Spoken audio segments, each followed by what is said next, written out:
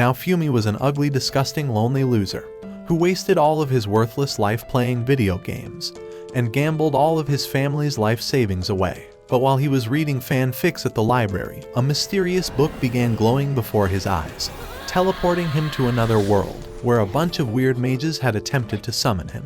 Along with him, he saw 3 other ugly losers: Rem the worthless sword hero, Motoyasu the dumbass spear hero, and Itsuki the useless bow hero. After the mages introduced them before the king, he told them that they were summoned to save the world from the waves, swarms of monsters that would destroy the world if the 4 cardinal heroes don't put a stop to them. So to aid them on their journey, the king gathered the strongest warriors to join their parties, but not a single one of them joined now Fumi's party. Realizing that he would die instantly without the ability to attack monsters with his shield, the hottest girl, Isekai'd, offered to join now Fumi's party. However, because he only had 1 party member, the king gave him more coins than the other heroes, and all of them began their adventure. After destroying all the slimes in the field, he began absorbing all of their remnants, allowing his shield to level up.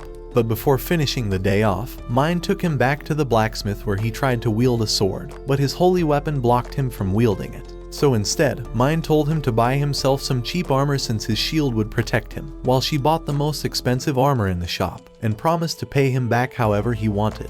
After she made his simp ass broke, he took her to the fanciest restaurant in the town, where she begged him to drink PG grape juice with her, and asked to spend the night with him.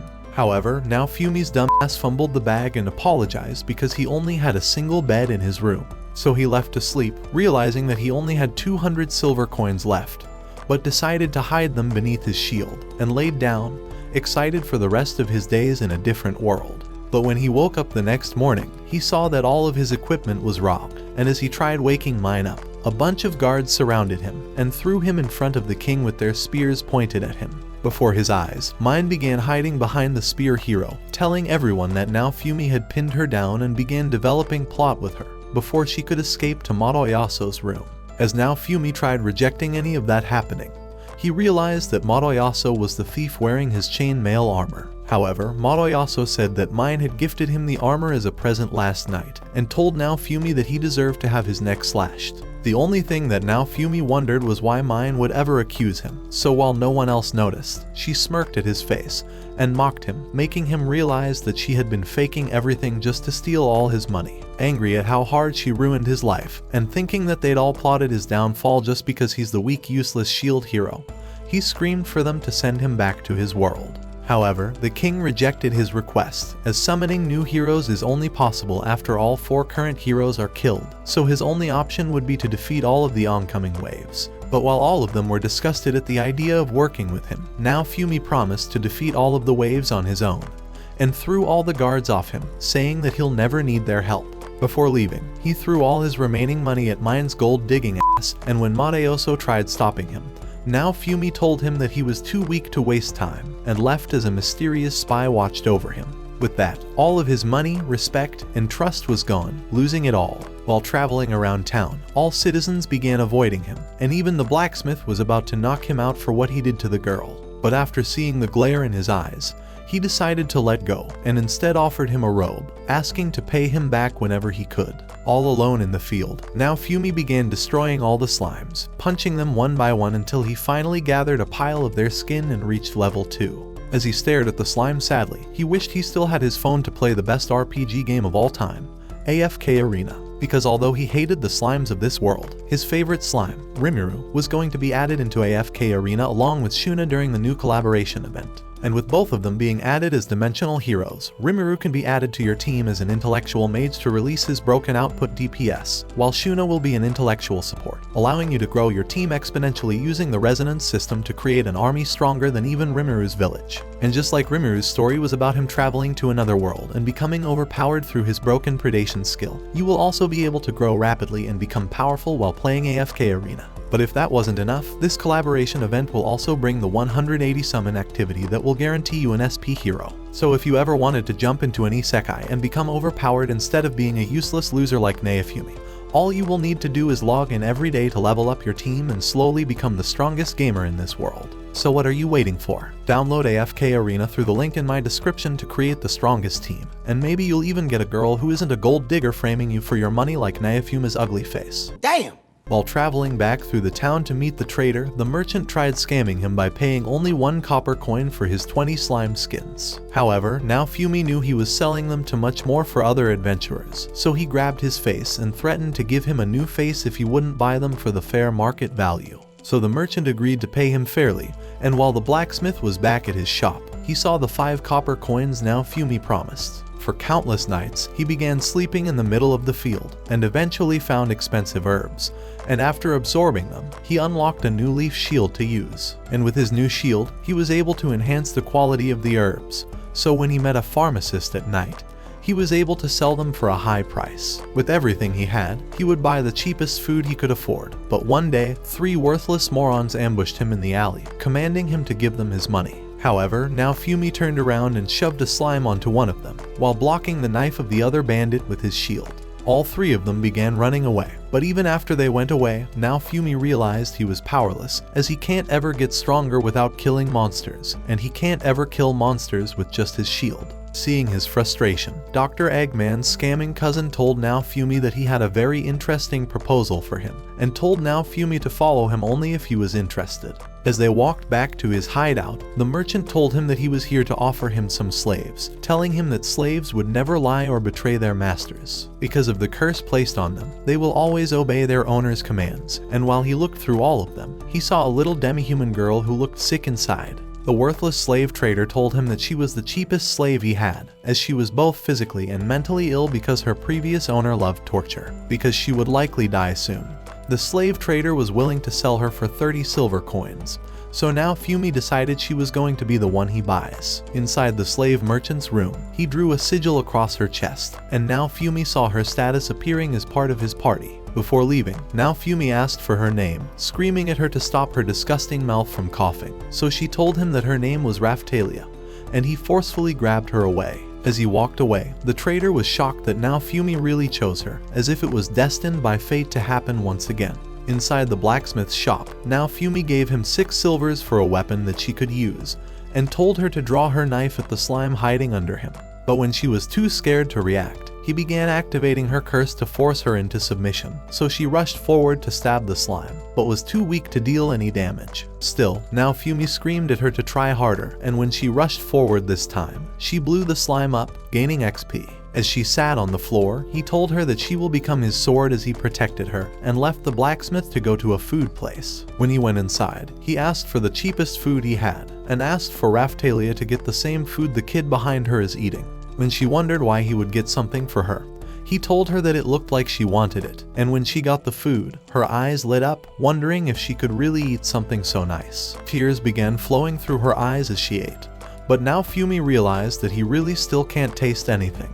Later that day, they began farming the slimes once again, and once they were done, now Fumi's shield began leveling up. At the same time, Raphtalia wondered who he was, so he told her that he was the shield hero. After hearing those words, she remembered her family asking her who her favorite hero was, and when she said it was the shield hero, they were glad, as he was the only one who ever treated demi-humans kindly. When she asked for his name, he told her that it was now Fumi and handed her medicine to cure her sickness away. But it was more disgusting than his face. As he kept watching throughout the night, Raphtalia dreamed about the day her parents tried protecting her from a 3-headed dog, and threw her into the ocean as they were devoured. Waking up screaming for her parents, now Fumi tried holding her closely to calm her down. The following morning, the pharmacist told now Fumi that he'd make way more money selling medicine instead of herbs, so now Fumi asked if he could borrow some of his tools. Outside the shop, Raphtalia was watching a bunch of kids playing with a ball, but even though she pretended like she'd never want one, seeing her tail wag made him realize she was lying, so he decided to buy her one of them. Before the night approached, he tried buying a room, but when the merchant was hesitant, he threatened to make his face even uglier than it already was. As days passed, now Fumi kept taking care of Raphtalia and giving her medicine, along with selling everything else that remained. Slowly, they began diving deeper into the forest, but when a rabbit appeared, now Fumi tried making Raphtalia stab the rabbit. However, she didn't want to make the rabbit bleed, and as her curse activated, now Fumi told her that he wouldn't be able to keep taking care of her if she was unable to attack. After all, the waves are going to destroy this world. But when she heard that he was going to defeat the waves, her resolve strengthened, and she began charging towards the rabbit, ending it in that instant. She told him that she wouldn't be weak and that she'd do anything to stay by his side. That evening, when they returned to the weapons shop, now Fumi decided to buy her a bigger sword to prepare her for tougher quests. So the smith showed them a short iron sword, telling them that it was a perfect fit for her. Realizing he was fast returning to being a brokey, now Fumi decided to ask if there was a nearby village they could earn some quick cash. Feeling sorry for his broke ugly ass face, the smith directed them to the nearest village. When they arrived in the village, now Fumi decided to sell his rabbit skin to a merchant and asked for directions to the nearest gold mine. The man told them that there was a coal pit nearby and said that he could make some good money from selling the ores inside. Inside a barn, now Fumi decided to check his stats on the system. Realizing his shield had acquired exclusive effect and skills, he decided to reveal this new ability. At once, his shield transformed into a rope shield. Looking to discover its full abilities, he cast an airstrike shield before him and was surprised even at the sight of it. However, when Raphtalia appeared before him, he pretended like he was not impressed and suggested that they leave immediately. As they headed down the tunnel, Raphtalia wondered just what she could call him. However, now Fumi did not give two shits about it and told her to call him whatever she wants. When they were deep inside the cave, now Fumi began hammering the crystals. When he was done, he noticed that Raphtalia was shivering in fear and watched as a two-headed monster appeared before their eyes. Raphtalia realized that this monster looked exactly like the three-headed beast that Isekai'd her parents, and as the memories continued flashing across her mind, she was totally paralyzed in fear. As the beasts hurried to devour her, now Fumi narrowly rescued her and dived into the water. As he tried climbing up the mountain, Raphtalia told him that a similar monster had eliminated her family, and now Fumi realized that this was why she cried in her sleep every night. Before long, the beast appeared before them, and now Fumi realized that it was a level 15 monster. He told Raphtalia that this was her chance to avenge her parents. After letting out those words, he charged at the monster, and as he blocked one with his shield, the second bit into his shoulder. Realizing he was about to meet his end, he told her to kill the beast immediately, but she was too chicken to even move.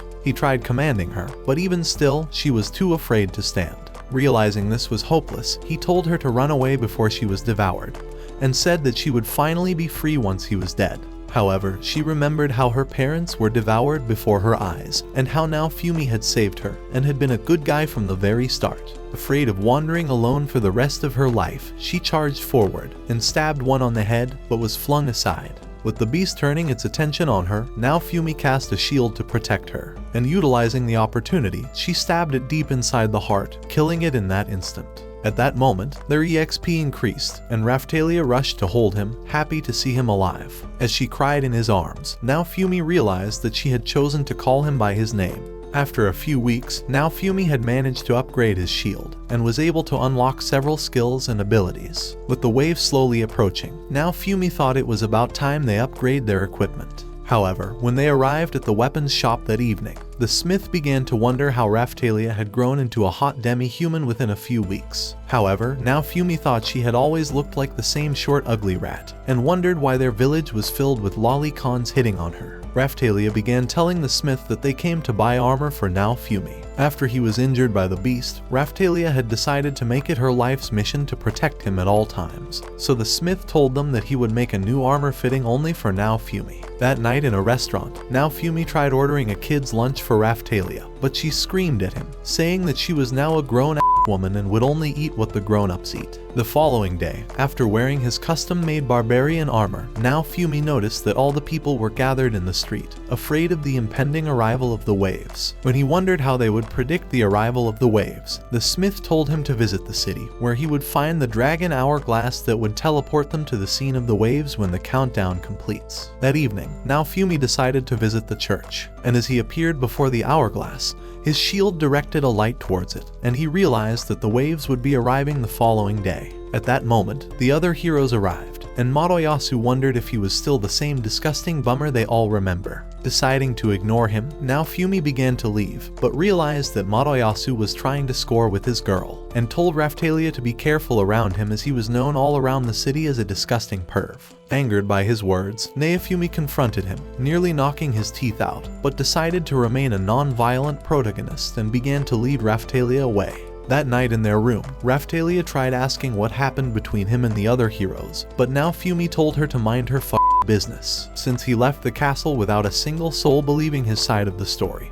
he had decided never to speak of it again. The following day, as all the warriors prepared for the arrival of the waves, Raphtalia began telling Naofumi that she was proud to stand by his side as his fighter. She told him that she would continue to be his sheath whenever he wishes to rest his long sword, and would stay by his side forever. As the remaining sand trickled down in the hourglass, the skies turned red and all the heroes vanished into the forest. Before their eyes, the wave of catastrophe appeared in the sky, and before long, alien monsters began to invade the world. But Raphtalia told him that the waves were heading for the village they visited a few weeks ago. Realizing no one else could save them, Naofumi began running towards the village. At the same time, the zombie had already invaded the village, but Naofumi saved a man from meeting his doom, and Raphtalia slayed it instantly. With little time to spare, Naofumi told Raphtalia to evacuate the villagers, and said that he would offer himself up as bait to lure the monsters away. As Naofumi ran towards the villagers, he punched a zombie, but his blow was softer than a 10-year-old's hand.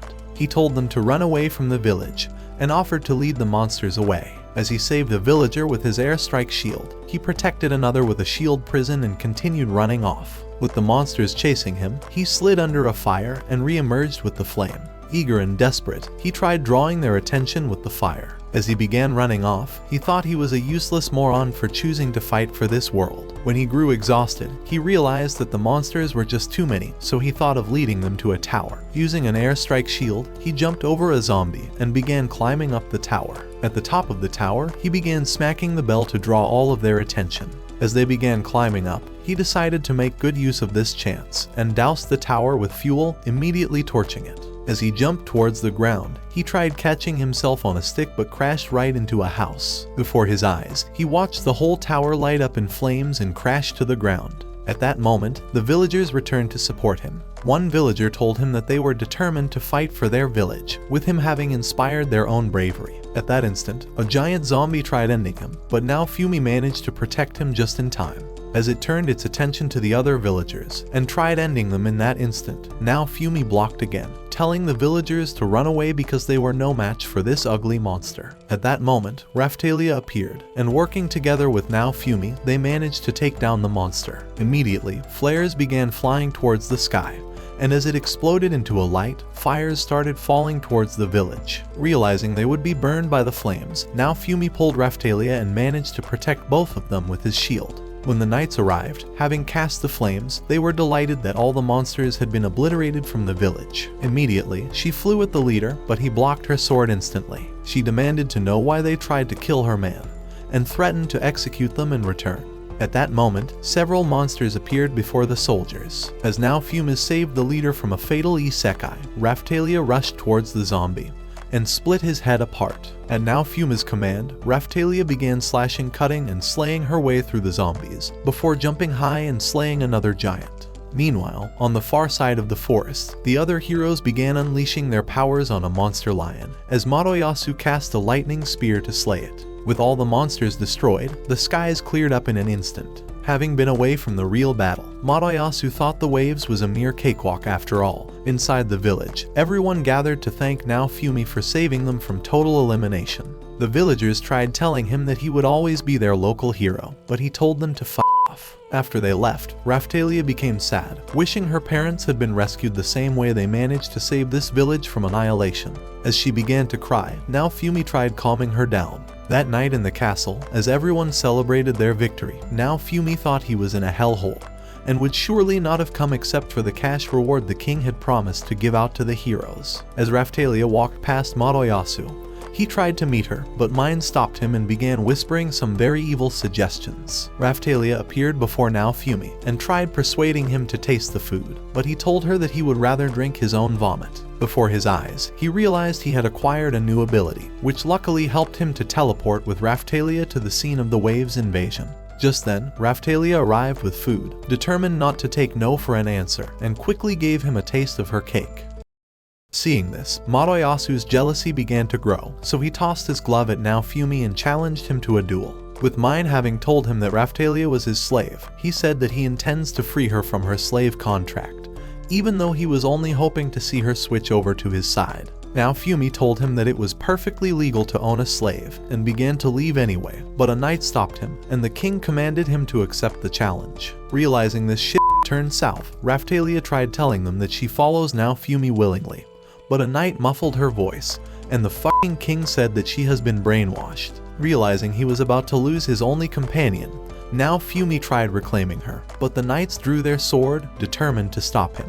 As Moroyasu appeared before him, he wondered if he would chicken out of the duel and run off, but now Fumi threatened to destroy him. That night, before the duel, now Fumi tried taking a weapon but it electrocuted him, and the system warned him not to take any unassigned weapons. As they faced off, Moroyasu told him to surrender before he wipes his ugly ass across the arena floor. However, now Fumi thought action speaks louder than words, and decided to activate a new shield, readying himself for the fight. With Moroyasu ready to destroy him, he began charging towards him, and rammed his shield continually but could not even cause a scratch. Now Fumi told him that he was a sore loser, and said that he has no chance at beating him since he can't even pierce his shield. Looking to put in more effort, Moroyasu activated his Chaos Spear, and began attacking with relentless onslaught until now Fumi was exposed, allowing him to slit his arm. Determined to make it even, now Fumi began running towards him, and successfully punched him in the gut. As Moroyasu realized that a balloon was sucking on his meat, now Fumi revealed the other balloons that were stuck to him.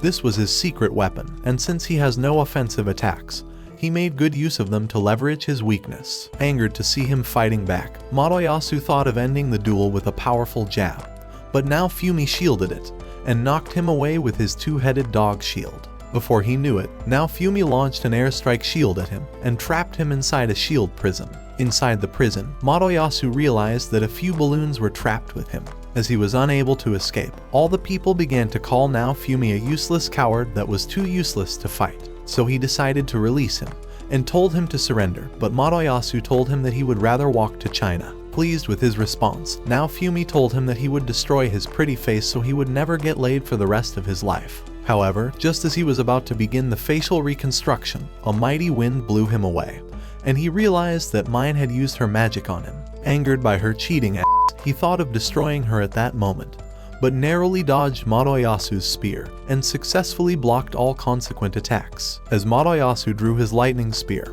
he unleashed it straight at now Fumi, successfully penetrating his shield and knocking him out. With now Fumi weakened from the attack, Moroyasu declared himself the winner. However, as he began to leave, now Fumi accused him of cheating, and said that Mine had attacked him from behind. But everyone was silent in the arena. This made now Fumi think he was hallucinating, and soon began to wonder if everyone was f***ing dead in the eyes. Before his eyes, the king began to congratulate Moroyasu, and at that moment, now Fumi realized that Mine was actually a princess. All this time, they had tried to destroy him just because the king intended to hook up his daughter with Moroyasu, and even the duel had been a total setup from the very start. He was angry that they had summoned him into their disgusting world, and even still, had decided to hate him for doing no wrong at all. This made him angrier, and he thought of destroying every person inside the arena. Just then, a minister said that Raphtalia would now be freed from her slave curse, and all the people wondered why now Fumi's ugly face was summoned into their world anyway. And before his eyes, they revealed Raphtalia's crest and doused it with a potion that caused it to vanish. At that instant, the system revealed that his contract with her had been terminated.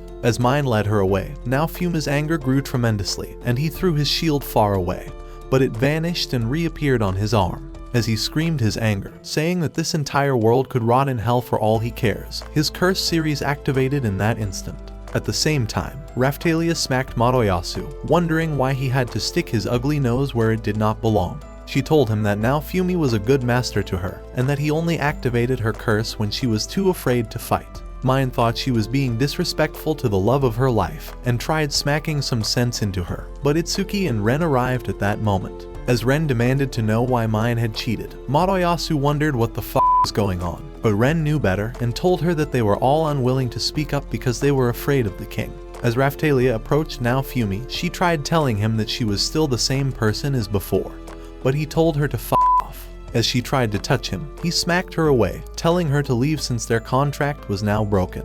However, she could see deep into his heart, and began telling him that she believes him, and would remain by his side forever just as she promised. As he grew angry, thinking he was hated because of his shield, he tried ripping it away but she stopped him. She told him that the shield was more powerful than he thought, and that it was the only reason they managed to save the village from total obliteration. Now Fumi told her that he was a bad guy, and never intended to save the village, but Raftalia knew better and decided to hold him. She told him that she could see into his heart, and even though he pretends to be bad, she knew that he was a good guy. She told him that she was his sword and would follow him to the ends of the earth. Hearing her words, now Fumin realized that it was all he had ever wanted to hear, but then he realized that she had told him these exact words right before the waves arrived. She told him that she would stay with him forever, and before his eyes, he finally saw her true grown-up form, telling him that she was no longer the kid he remembers, and asked to stay by his side for the rest of her life, as they held each other close. However, Motoyasu thought that Raftalia was still under a spell, and wondered just how he could break them up.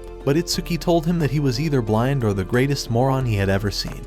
It's facts! It's facts! It's not facts. These facts are not facts. The following day, Raftalia gave now Fumi some leftover food from the castle kitchen.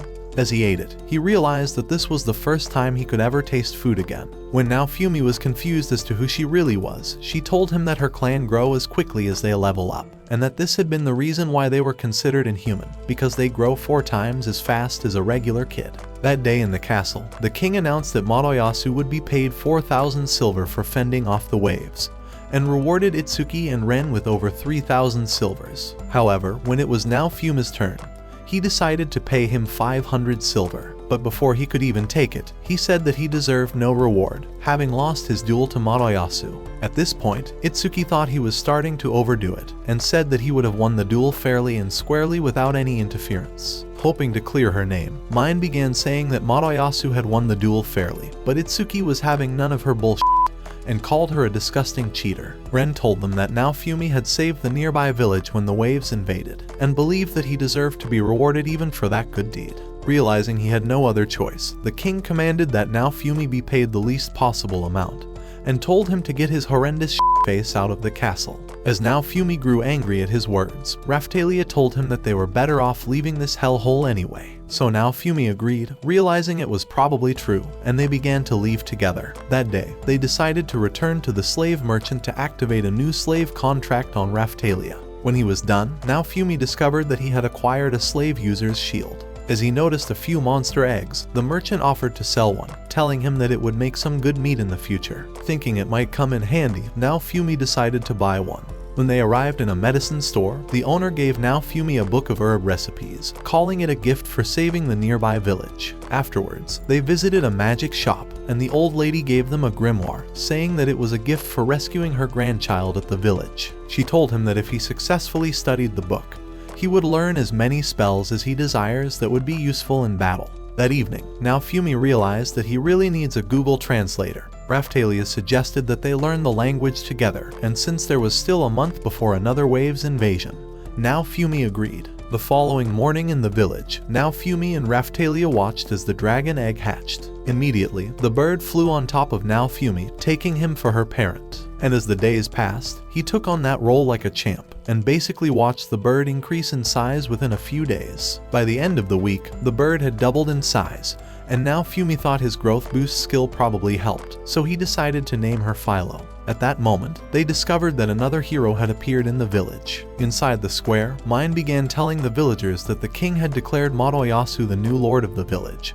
and said that in their efforts to rebuild the place, they would begin taxing everyone for their entry and exit into the village. The villagers thought this was the worst possible announcement they could hope for, and a man said that they could barely have 2 meals a day. However, now Fumi went on to ask Mine, "Are you delusional? Do you suffer from a mental illness?" He said that the taxes were ridiculous, and that there was no possible way the villagers could afford it. As the villagers began to show their support, Mine commanded her soldiers to draw their spears. Before they could attack, a mysterious group appeared before her and handed her a scroll. Angered by the words inside, she decided to challenge now Fumi to a race, saying that the winner would take charge of the village. Afraid of losing their village, the villagers begged now Fumi to accept the challenge, but he thought it was another trap from Mine. As he prepared for the race, Motoyasu started bragging about his dragon, calling it the monster version of Usain Bolt. But Philo grew angry and kicked him away. As he landed on a haystack, he realized that she narrowly missed his plot-developing tool, and Mine was afraid that his plot-making days might be over forever. As the race began, both heroes took off immediately, and Philo gave Motoyasu some distance, blowing dust into his face. However, Mine's soldier cast a spell and created a hole in the ground. As now Fumi was too late to notice, the bird slipped, allowing Matoyasu to take the lead. However, this only made Philo more determined, and she soon regained the lead. Even so, Mine would not accept defeat, so her soldier cast a new spell to slow her down, allowing Matoyasu to take the lead once more. But Philo was bent on winning and breezed past his dragon, even blowing dust on the princess. Desperate for victory, the soldier cast another spell to increase Matoyasu's speed, but Philo was no quitter. As Matoyasu moved into his way, now Fumi discovered the holes before him, so using his airstrike shield, they jumped over the hole and continued charging towards the finish lane. Raphtalia and the villagers tried showing support, and even Mine was afraid that this race might go south. As the blood rushed from the adrenaline, Philo managed to win the race. With the villagers happy about the victory, Philo suddenly doubled in size, leaving even now Fumi in shock. At the sight of this, Mine thought she could use it to her advantage, and began to accuse now Fumi of cheating, but he called her the cheater. When she tried to deny it, the mysterious group appeared again, and the leader said that they had sensed a strange magic around the race course. Having no other lies to tell, Mine decided to accept defeat, saying that they would be returning to the castle immediately. Hoping to regain some self-esteem, Matoyasu told now Fumi that he allowed him to win on purpose, but now Fumi called him a useless moron and told him to give his life a purpose. That evening, the village chief told him that they had started saving up to reward him, but now Fumi told him that he didn't want their money because they needed everything they could save up in rebuilding their village. As he began to wonder what else he could demand for, Philo pointed at a carriage, choosing it as their prize. So that evening, they began riding away on the carriage. When Raphtalia became sick from all the motioning, she hurried out to vomit. That night, now Fumi decided to lay her by the fire, hoping that she would feel better in the morning. As he looked at the traveling pass the village chief had given him, he remembered that he told him they would be allowed to travel across the country without paying a dime. So he began to wonder if they could begin a part-time traveling business. Just then, Philo decided to cuddle up with him, but when he woke up the following morning, he found a little girl by his side. As he backed away immediately, he wondered who she was, but she told him that she was hungry. That morning, when they arrived at the weapons shop, the smith wondered just how many wives now Fumi intends to have in his harem. When Philo noticed the food, she told them that she was hungry, so the smith asked her to take a bite. At that instant, Philo transformed into the bird and swallowed everything in one gulp. After her meal, Raphtalia began telling the smith that the slave merchant had told them about Philo's clan, and had said that a few of the birds often hatched as the king or queen of their flock, and that they often have the ability to take on a humanoid form. On top of that, they needed a special crest before they could be tamed, but when they tried to give Philo the crest, in hopes of forming a new contract with now Fumi, she had badly resisted, before eventually agreeing. When the smith demanded to know what they really wanted from him, he asked the smith for a special kind of dress that would be a perfect fit for transforming species, but he told them to visit a dressmaker because he was most definitely not one. When they arrived at the dress shop, now Fumi told the dressmaker that they wished to make Philo a dress that would not rip apart whenever she transforms. The dressmaker told them that they would need magic threads to sew transforming clothes for her, and said that the cloth would be made out of Philo's own mana, because it was the only way to create a solid connection with the material. However, since they had no magic threads, they decided to visit the magic shop.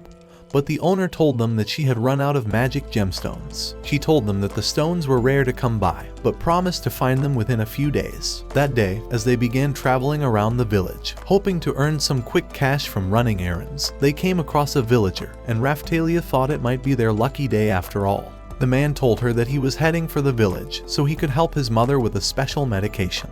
Realizing his prayers just got answered, now Fumi offered to give him a ride for 1 silver. However, the man told them that he was worse than a brokey, so now Fumi told him that he could repay him with some food instead. Hoping to arrive faster, they decided to ditch the carriage, and Philo took off at once. As they began approaching the entry, the guard asked for their fee, but now Fumi threw his pass at him, and called himself a VIP. After arriving inside the village, now Fumi offered to give the sick lady her potion, and told the man to go count the stars or something. When the man was gone, he increased the power of the potion and gave her the drink. At that instant, her spirit revived, and she got up like she was never sick. So the man gave him food that was worth about the same amount as agreed. As now Fumi rode away, he thought he might become a millionaire soon, realizing he could begin charging broke travelers for their food and eventually sell them for cash. So as the days passed, he continued with this process and tried to study the grimoire every night. A few days later, as he began transporting a new merchant, the man told him that he had grown famous around the villages, as they had begun calling him their savior for healing sick people with his healing ability. At that moment, they realized that several bandits were standing in their way, and the leader told them that they intend to rob the merchant inside. However, Raphtalia decided to take his place and cast a mirage spell that made her invisible, so as Philo cast a tornado at the bandits, she finished them off in an instant. With the bandits all bound up, the leader began telling them that another traveler had informed them about the merchant, and had said that they would make $1 million from robbing him. When Naofumi wondered just what they should do with these scums, the merchant suggested that they hand them over to the local guards. However, the bandits thought they would easily walk away, and the leader told Naofumi that everyone would believe that he was actually the villain, as the castle had done a great job of naming him the most useless hero in the world. Realizing he wouldn't be coming out on top, Naofumi threatened to eliminate them all, and told Philo to prepare her belly. Afraid of meeting their doom, they began to beg for their lives. So Naofumi agreed to spare them in exchange for all of their valuables. So that evening, the bandits began to surrender their loot, and Raphtalia thought they had become bandits themselves. However, the merchant told her that it was a perfect deal and decided to make Naofumi his inspirational hero. Even so, Naofumi would not be flattered by his words, and demanded an additional reward from the merchant. The man told him that he was willing to share his knowledge and connections with him, and said that it would be worth more than gold and silver. That night, the man began showing him how to craft gems and imbue them with energy. And along the way, Naofumi managed to pick up a few spells, and within a few days, he was able to craft gemstones on his own.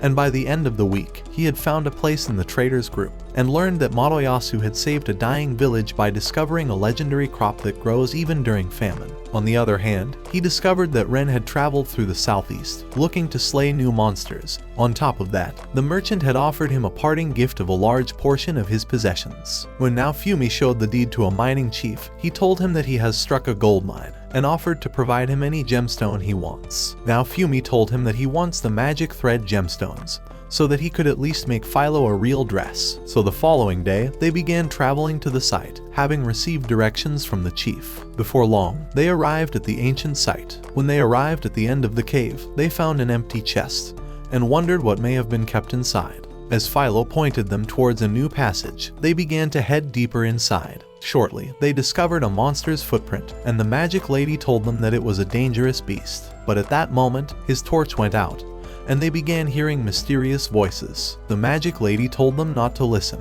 and said that it was merely a trap to divert their attention. Immediately, she cast an anti-bind spell to break the illusion. As they discovered several bats before them, Philo cast a wind to blow them away. With all the bats dead, Naofumi decided to absorb them in his shield, and soon acquired a new skill. As they continued through the passage, they finally came across the gemstones, but realized that there was a new monster that had made this its home. Naofumi wondered just how they would acquire the gems, worried that the monster may destroy them all. But Raphtalia and Philo suddenly charged at it. As Raphtalia lunged with her sword, it dodged and kicked her aside before evading Philo's kick.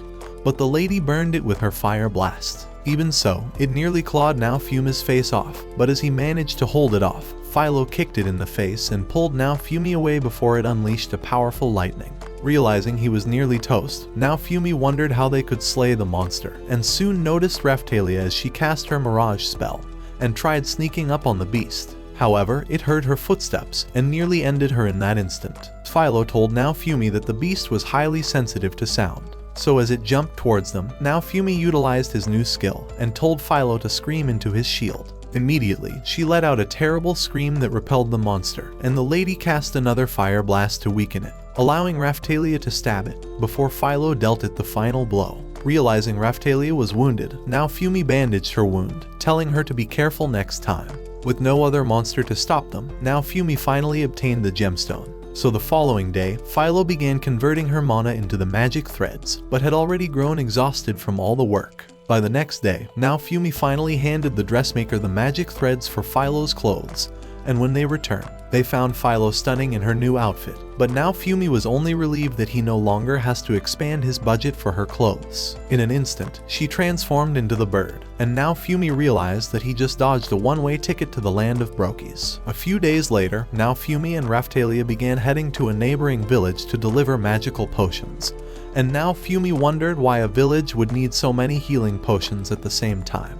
Before long, they came across thick vines and knew that something was definitely wrong with this place. So the village chief told them that the trees were starting to turn into monsters and were beginning to attack the people, causing them to abandon their homes. He said that it all began after Moroyasu introduced the divine seed to them, which turned out to be the seed from hell, and as they entered into a tent, he saw all the sick children. Hoping to save them, now Fumi gave one child a potion, and as he spilled it on the plants, they vanished, healing him in that instant. As they began to leave, having healed all the other children, now Fumi told Raphtalia that he was already sick of everyone, and would be leaving as soon as he was paid. However, the chief told now Fumi to eliminate all the monsters, and offered him some cash for his troubles, so he accepted it without any care in the world and set out to do his business. When they arrived inside the village, a monster tree spewed poison gas, but Raphtalia cut it down and Philo destroyed another. However, now Fumi found a larger tree, so Philo charged towards it, and using the air shield, she was able to dodge all the vines and landed a kick at the monster. Even so, another monster appeared, so now Fumi told Raphtalia to splash a potion all over it, in hopes of killing it. As she hitched a ride on Philo, they took off, evading all the vines effortlessly, before Raphtalia cut them off. However, as they began to fall, Raphtalia got caught in the vines, but quickly protected her plot. As she spilled the potion, the tree regenerated immediately, so now Fumi decided to try his enhancement skill,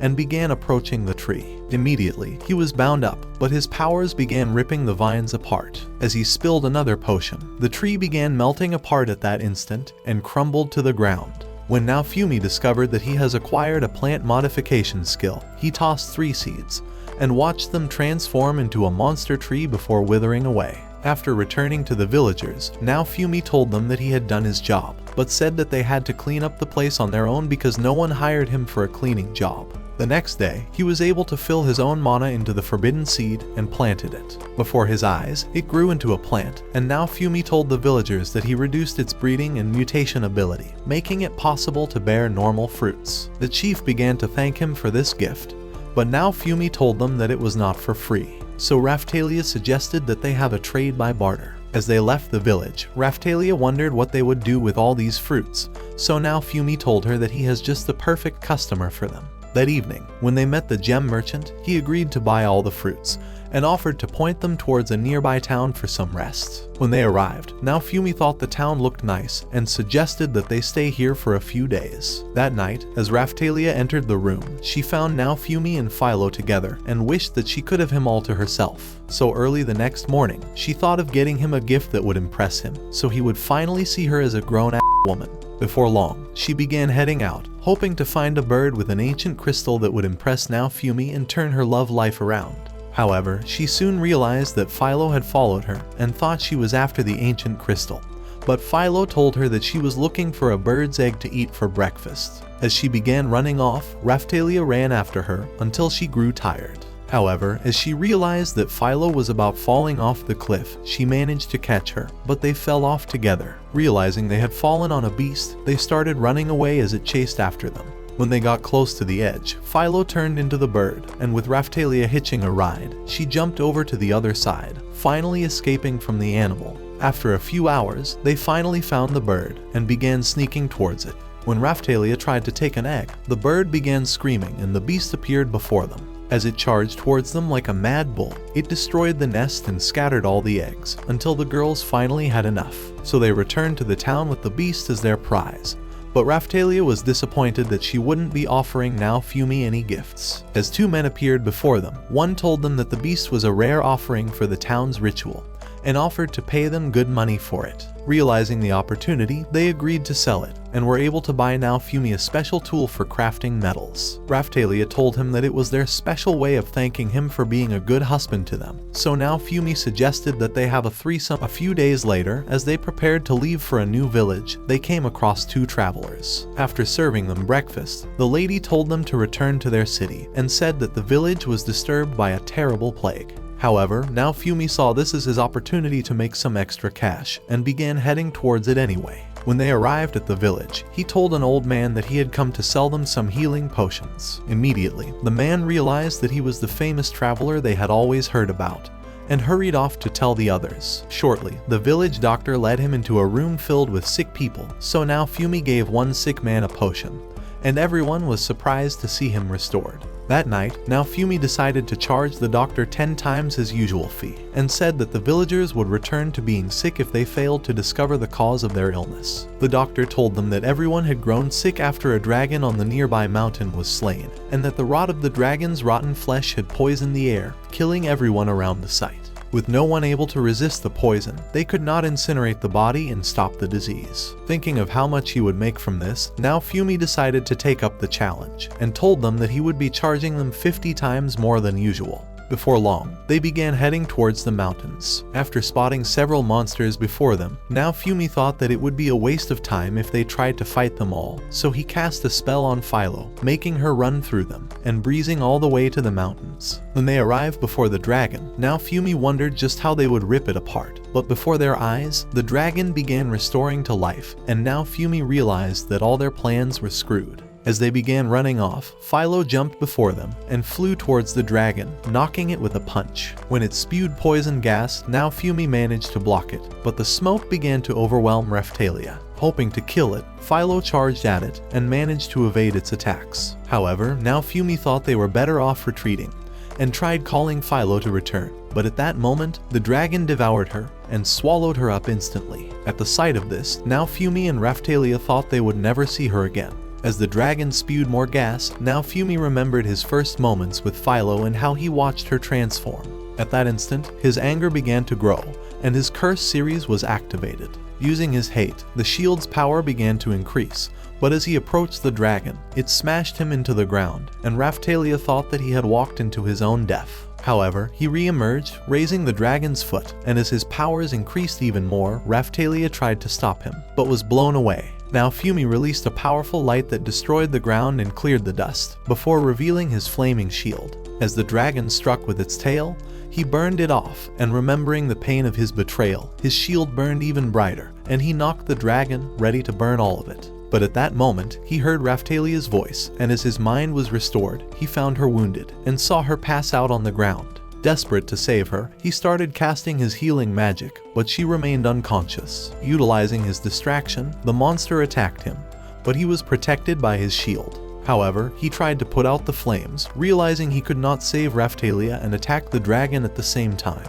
Just then, the monster began to scream and suddenly passed out. As he wondered what just happened, Raphtalia came awake, but nearly lost consciousness again. She wondered who slayed the dragon, but even Naofumi had no answer. Before their eyes, Philo rolled out of its belly, and they were surprised to see her alive, but she told them that she was never dead. She told them that while eating through its belly, she had found a purple crystal, but she revealed that it was already inside her belly. As Raphtalia began to look really sick, Naofumi suggested that they return to the village immediately, but she told him that they must burn the dragon's corpse before leaving.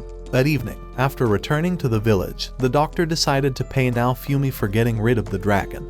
But he told him to use it in treating Raphtalia, because as her health grew worse, he realized that she was more important than all the gold coins in this world. The doctor told him that Raphtalia was suffering from a powerful dragon curse, and that they had no ability to cure her. So he offered him the money once more, telling him that it would come in handy. As Naofumi visited Raphtalia, he wondered just how she would recover from her illness. At the same time, Philo decided to give Naofumi another crystal she had found in the dragon, so he planted it in his shield, hoping to acquire a new skill. However, when he remembered that his rage had exposed Raphtalia to danger, he decided to apologize to her, saying that they should have never gone against the dragon.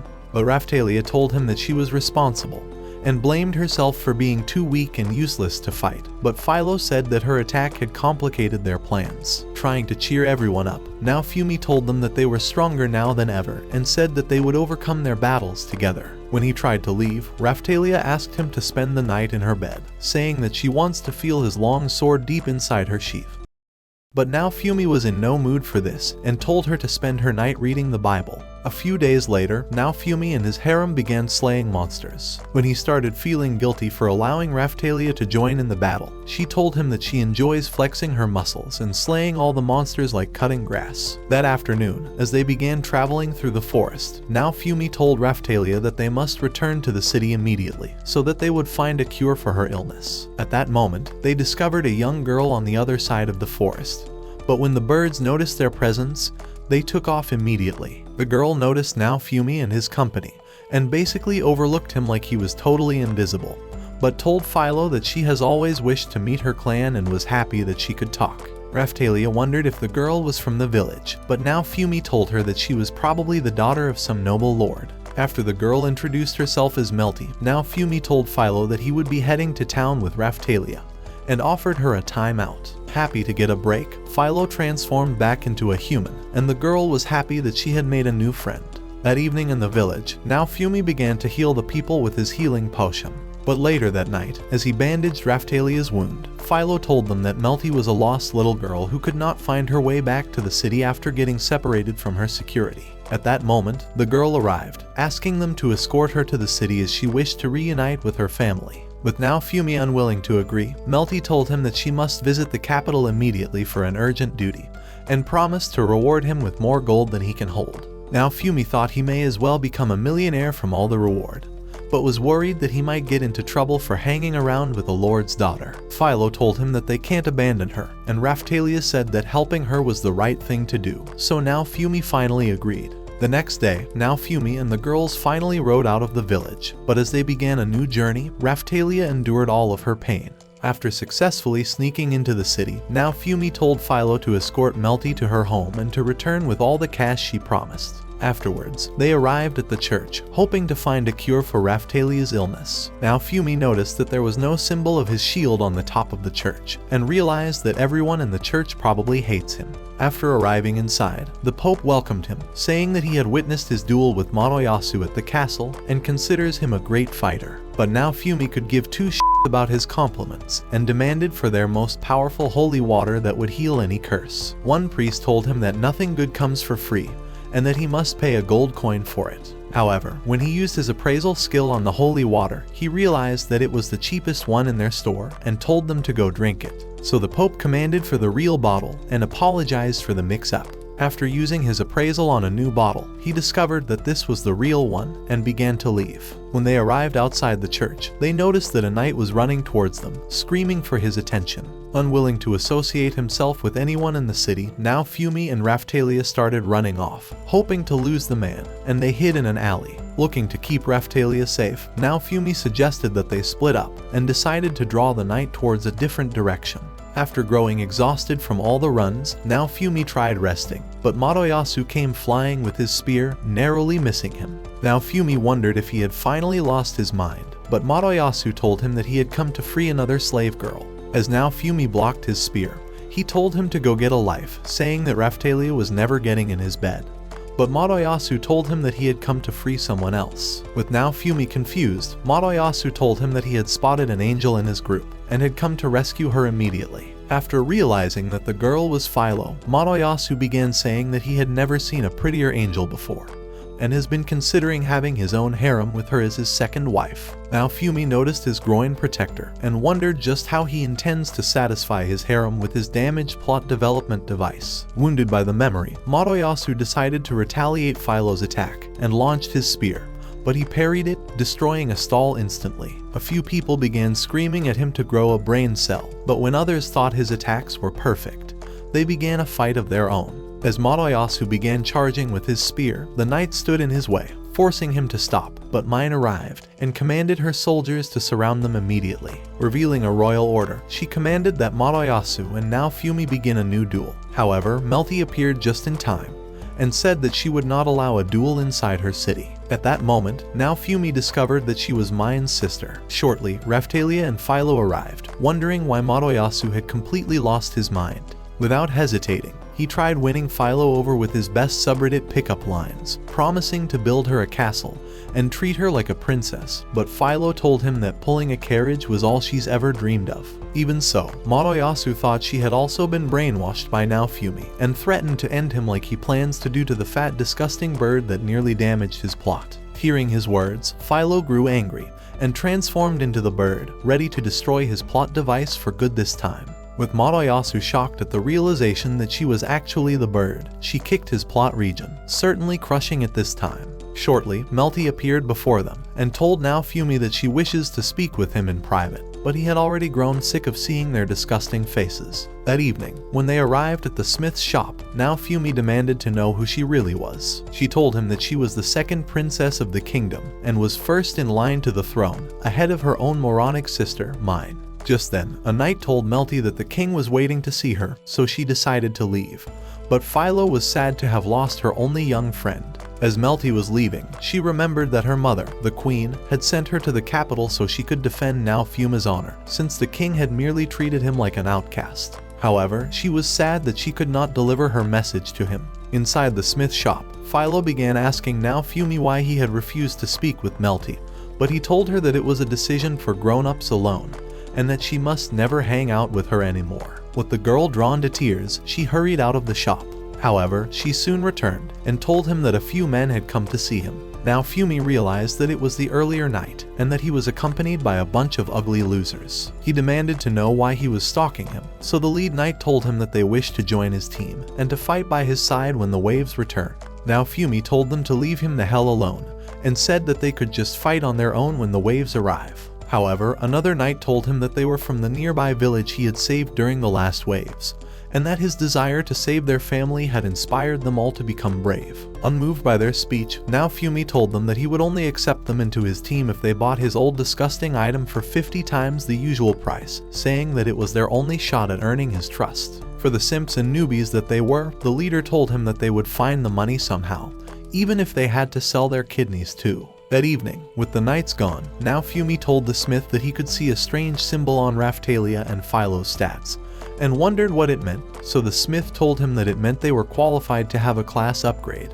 He said that the upgrade allows them to increase their level cap, but that it could only be done by the church as they had the power of the hourglass. So the following day, Naofumi remembered that there was an hourglass inside the church that could make the upgrade, and told Raphtalia to make up her mind on what she wants. He told her that his opinion was irrelevant since he would be returning to his own world once the waves were completely over. But Raphtalia was shocked by the news, afraid that she would never see him again.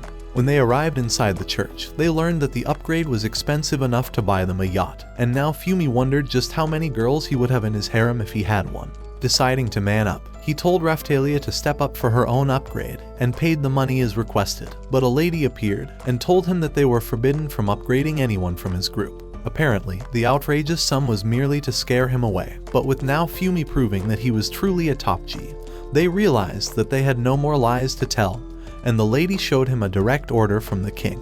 Disappointed that the f***ing king just won't leave him alone, Naofumi took back his money immediately. After a few hours, they arrived at the slaver's tent. When the merchant wondered why they had come, Naofumi asked him if he could upgrade their class. The man told him that he has no such ability, but said that they could get it done in another country, since apparently, a few other countries also have their own hourglass. As he recommended a faraway country, he told them that it would take a few weeks to arrive by boat. However, with the waves fast approaching, Naofumi thought it would take too long to arrive there, so the man suggested that they equip themselves in the meantime. After doing so, Naofumi wondered how they could put Philo's new talons to the test, so the merchant directed them to the city's sewers. As they made their way further down the sewers, they came across a monster crocodile, and Naofumi managed to block its attack. Immediately, Raphtalia slashed its tail, but when it tried to eat her, Philo kicked it away, allowing her to stab it before Philo ripped it apart. With the monster dead, they realized that their new weapons were worth every penny. That night in their room, Naofumi began rolling up a bandage over Raphtalia's wound. With 10 days left before the arrival of the waves, he hoped that she would be completely healed before its arrival. Recalling his earlier words, she decided to ask if she could follow him to his own world after the waves had all ended, afraid that she would become useless all over again once he was gone. However, what she did not know was that even he was a total loser in his own world, and that no one gave two f***s about him because for what it's worth, he was only relevant in this world. Damn!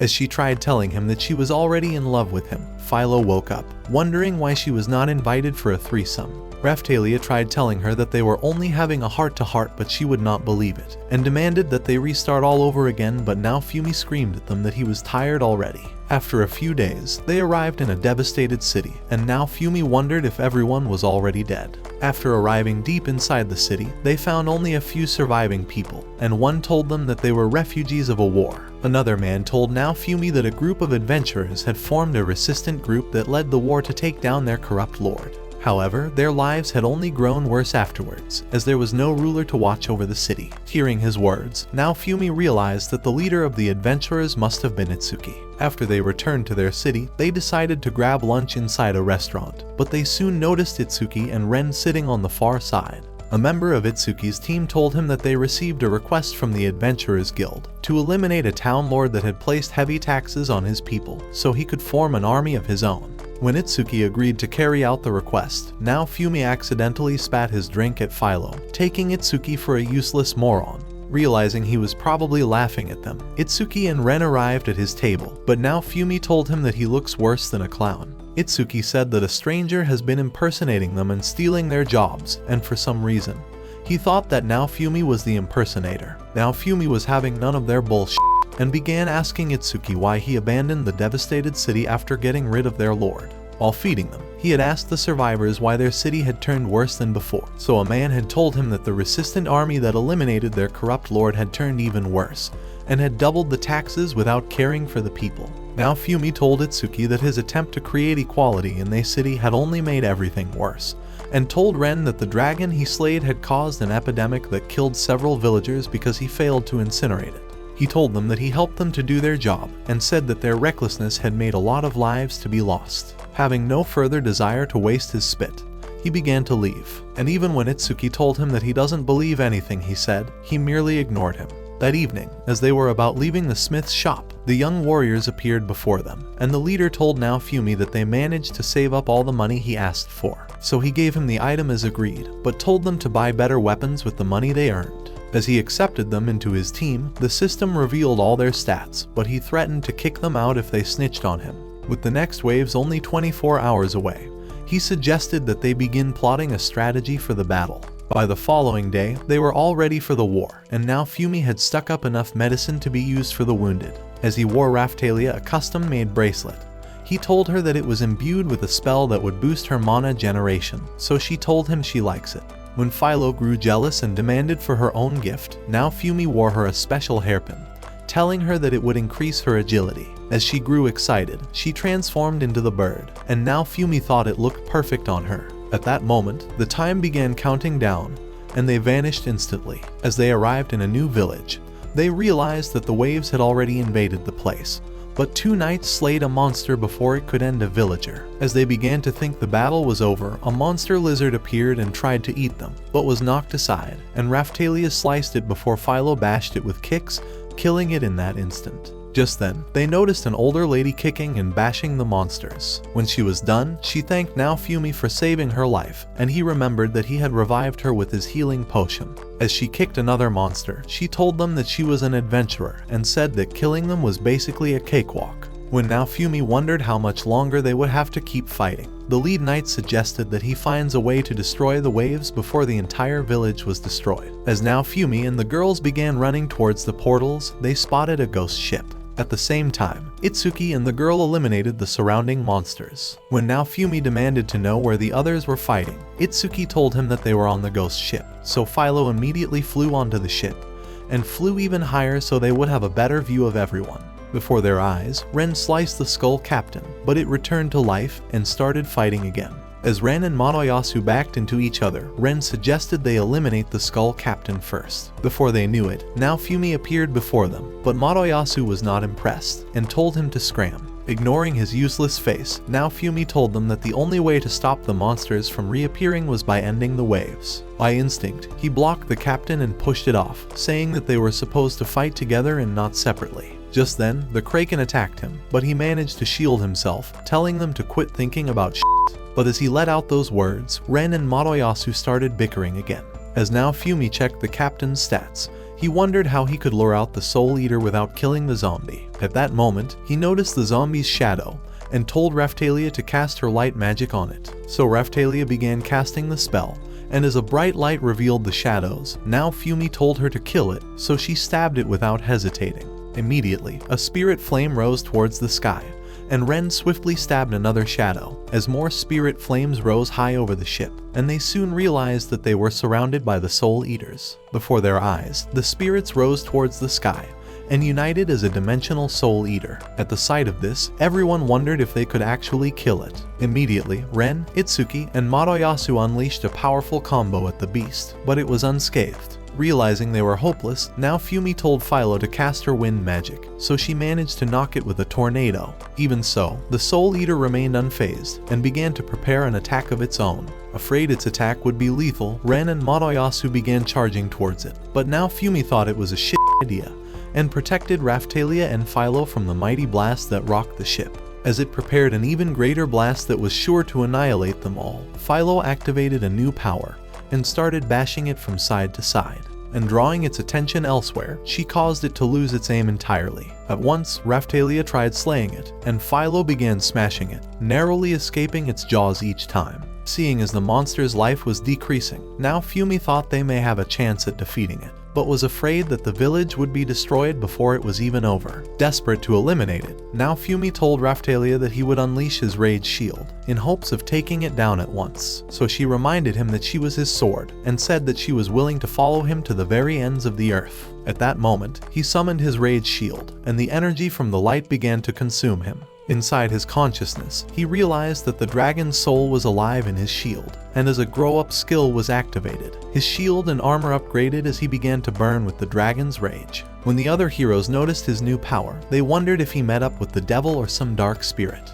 Before they knew it, Philo was taken over by a powerful rage, and she took down the monster with a kick, allowing now Fumi to burn it, determined to turn it to ash. At the sight of this, Mine began telling everyone that now Fumi was a wild beast who wasn't even fitting to be a hero, but Raphtalia called her a useless shitface, and wondered why the other heroes were not offering him any support, since he was fighting for their entire world. Just then, the pirate and Kraken appeared behind now Fumi, but Ren slayed the pirate with his crimson sword, and Itsuki launched his thunder shot at the Kraken. Realizing their only hope at defeating the monster was by working together, Madoyasu finally agreed to help out, and now Fumi jumped away from the monster. Looking to utilize the opening, they began striking the eater at the same time, and Madoyasu stabbed it with his spear. Even so, it still rose up and was practically unkillable at this point. Meanwhile, in now Fuma's consciousness, he continued fighting his rage, but as Raphtalia appeared beside him and told him that she believes in him, the rage vanished at that instant. He remembered that he had promised to protect her and Philo always, and thought that the rage shield was causing them more harm than good. Right then, he unlocked a new skill and trapped the beast inside a shield prison. When it tried breaking out of the prison, he caused iron rods to impale it and began casting a spell. At that moment, the Iron Maiden appeared in the sky and accepted the shield prison, shutting its doors on it. As it vanished, the monster began descending into the abyss, finally dead. With the monster gone, now Fumi fell from exhaustion, and Philo followed suit, wondering what happened. As the other heroes grew jealous of his victory, Madoyasu vowed to have the upper hand next time, but Philo appeared before him, calling him a sore loser. As now Fumi noticed a mysterious presence around them, another Soul Eater appeared before them, and Ren thought that this was not in the video game. But as it roared for their meat, a flurry of light arrows rained down on it, killing it in that instant. Just then, a lady descended before them, dispelling all traces of the monster, and said that now Fumi alone was deserving of the title. She introduced herself as Glass and said that she was their enemy. Using his appraisal, now Fumi discovered that she was a high-ranking human and thought they were probably hopeless of defeating her in a fight. Immediately, they surrounded her and unleashed another powerful combo that should have destroyed every bit of her body. But not a scratch was made on her, and she wondered if that was all they've got. To reveal a power of her own, she cast a reverse spell and blew them away with a mighty wind, leaving now Fumi as the last man standing. With the others in shock from her powers, now Fumi decided to drink a soul-soothing potion that would recover his SP. Immediately, he trapped her inside a shield prison, but she destroyed it in an instant, and swiftly blocked Raphtalia's attack before blowing Philo aside. As she cast a wind, now Fumi managed to protect Raphtalia, and serpents flew out to restrain her. At now Fuma's command, Philo attacked her with relentless assault, but she merely cast her away. Just then, Raphtalia tried to end her, but she blocked and destroyed her sword instantly. As she prepared for a new attack, now Fumi commanded Raphtalia and Philo to his side, and summoned a shield prison to protect them, managing to survive the onslaught of her attacks. but passed out after it was over. So with Raphtalia in support, now Fumi decided to summon the dark power, possessing Philo with the same rage. Immediately, she began charging at the enemy, aiming with a kick, but she caught her and threw her aside like a useless trash before blowing her away like a stuffed animal. Now Fumi tried running closer, but she cast a wind to stop him before igniting in flames. In an instant, she put out the fire, telling him that his flame was too cold for her. To show more of her powers, she launched a shell cracker that penetrated his shield and destroyed his armor. Even so, he continued to stand, and she thought that he was truly deserving of being called the Shield Hero, and asked him to unleash his full power, hoping to live up to the challenge. Now Fumi bound her in a shield prison and summoned the Iron Maiden, trapping her inside and shutting up the cell for good. However, she destroyed it in an instant and descended back on the ship. Just then, the ship rocked, and she realized that the wave was about to vanish. As she prepared to launch one final attack, Raphtalia cast a powerful light to blind her vision, allowing them to utilize the distraction and escape on Philo. However, just as they were hurrying farther away from the ship, light arrows began raining on them, as now Fumi cast an air shield to block the rest of them. From the ship, the lady launched a glowing light sword, but now Fumi managed to shield it and parried it towards the mountains. Realizing she could not defeat them, the lady promised to annihilate them all next time. At that moment, she ascended into the portal and vanished instantly. Before long, the waves disappeared, and the ghost ship crashed on the mountain. But Raphtalia wondered if the village managed to survive. Later that day, after returning to the village, now Fumi remembered that a countdown had appeared on the system before the end of the waves, and began to wonder why the waves even exist in the first place, knowing for sure that they must grow stronger before the next one to save them from an instant isekai. With the Soul Eater skill now included in his shield, now Fumi wondered how he could upgrade Raphtalia and Philo to a higher class. At that moment, two knights appeared before him, telling him that the king was commanding to see him at the castle. Inside the castle, the king began telling him that he had seen the entire fight in his crystal ball, and thought he deserves a little recognition. The king told him that he was too powerful for his own good, and demanded to know how he became so strong. Sick of his bullshit, now Fumi told him to kneel before him and ask like a good servant. But the king grew angry and ordered his knights to surround him, so now Fumi told them that he would destroy them like worthless garbage since their faces were worse than trash anyway. As he began to leave, the king threatened to eliminate Raphtalia and Philo, saying that he would make them pay for his sins. But now Fumi became very angry and threatened to destroy him if he ever did so, and finally left. As he started leaving the castle, he came across a lady who told him that he was becoming a reckoning force, and warned him to be cautious of new enemies. That evening, after now Fumi arrived at the smith's shop, the smith wondered how they intend to upgrade their class. Revealing a map, he showed them a new city, saying that it was the best place to go for their upgrade. Just as they began riding off, now Fumi discovered a letter from the smith, telling him that he had loaded their wagon with enough food to last them for weeks, and added a shield accessory for his upgrade, along with a sword for Raphtalia. On top of that, he added an invisible sword that would be useful in fighting unseen enemies, and special overpowered gloves that could push anything, even the carriage. While resting for the day, they discovered Melty approaching them, and now Fumi wondered how the hell she found them. Philo tried telling him that Melty was a good person, unlike the rest of the royal family. But now Fumi couldn't possibly care less. Just then, Melty told him to return to the castle immediately to see the king. But now Fumi refused instantly. Looking to try a different approach, she told him to apologize to the king and make peace before he loses the rest of his earnings. But now Fumi told her that he would rather vomit his gut. As now Fumi looked at her security, he thought they looked exactly the same way they appeared on the day he was set up in the castle. At that moment, a soldier began charging to slay her, but he managed to protect her and shoved him away. Immediately, the soldier began accusing him of abducting the princess and commanded the other soldiers to attack him. So Raphtalia began striking, kicking, and smacking the soldiers, and Philo transformed into a bird and sat on some of them, as now Fumi continued blocking their attacks. Before long, they kicked all the soldiers to the ground, but having seen enough, the lead soldier commanded the rest of them to retreat. By the following day, they began to reveal altered footage all across the cities, telling everyone that now Fumi had abducted the princess and declared them fugitives, giving them no other choice but to hide in the mountains. That night, looking at the rosary, he remembered that he had found it on one of the soldiers, and Raphtalia had told him that it belongs to the church in the capital, making him realize that the church was responsible for this setup. Angered by this realization, now Fumi wondered just how many enemies they had to deal with at the same time. However, Melty told him that the king was innocent, but suspected that her sister was responsible instead. Even so, now Fumi had no desire to believe her delusions, and said that there was no saint in the castle. Melty tried asking him to visit the king for the final time, convinced that they would finally make peace. But now Fumi walked away, realizing she was only a naive kid. After a few hours, he returned to the camp and said that they must leave for a new country, but wondered where Melty would go. She told him that she would return to the capital to see the king.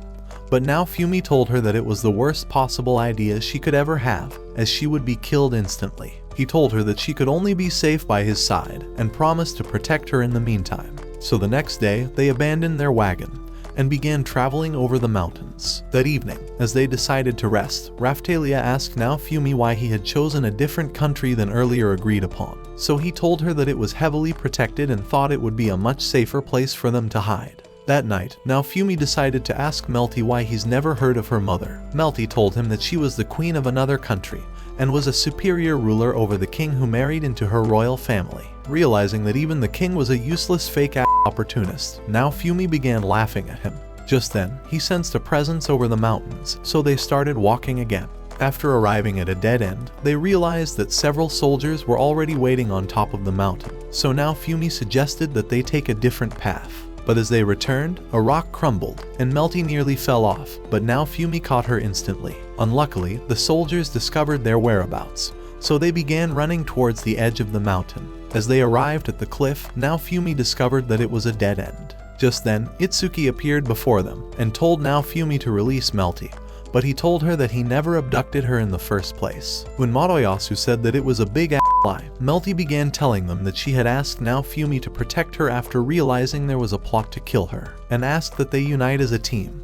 But Mine said that she had been brainwashed by now Fumi's shield, and that the church in the capital had proof that the shield hero was the devil incarnate. This all made sense to Moroyasu, and he thought this was why he could neither have Philo or Raphtalia. Raphtalia tried saying that now Fumi was innocent, but Ren told him to release Melty as proof that she wasn't brainwashed. Afraid for herself, Melty told him that she would be killed for sure if she returns, but Mine began persuading her to follow them. Coming to a decision, now Fumi told them that he would rather protect the girl, as he could not trust Mine to keep her safe, since she was desiring to be first in line to the throne and would not hesitate to kill the poor girl. At his command, Philo transformed into the bird and began running away. Using his air shield, she climbed on the mountain and started flying off to the other side, but Moroyasu flung a spelled shackle at her foot, causing her to transform and spill everyone towards the ground. Unluckily, Philo fell on the wrong side, and Mine thought they have some leverage. Raising her hand, she grew a light ball and launched it high above the mountains, casting light all around them.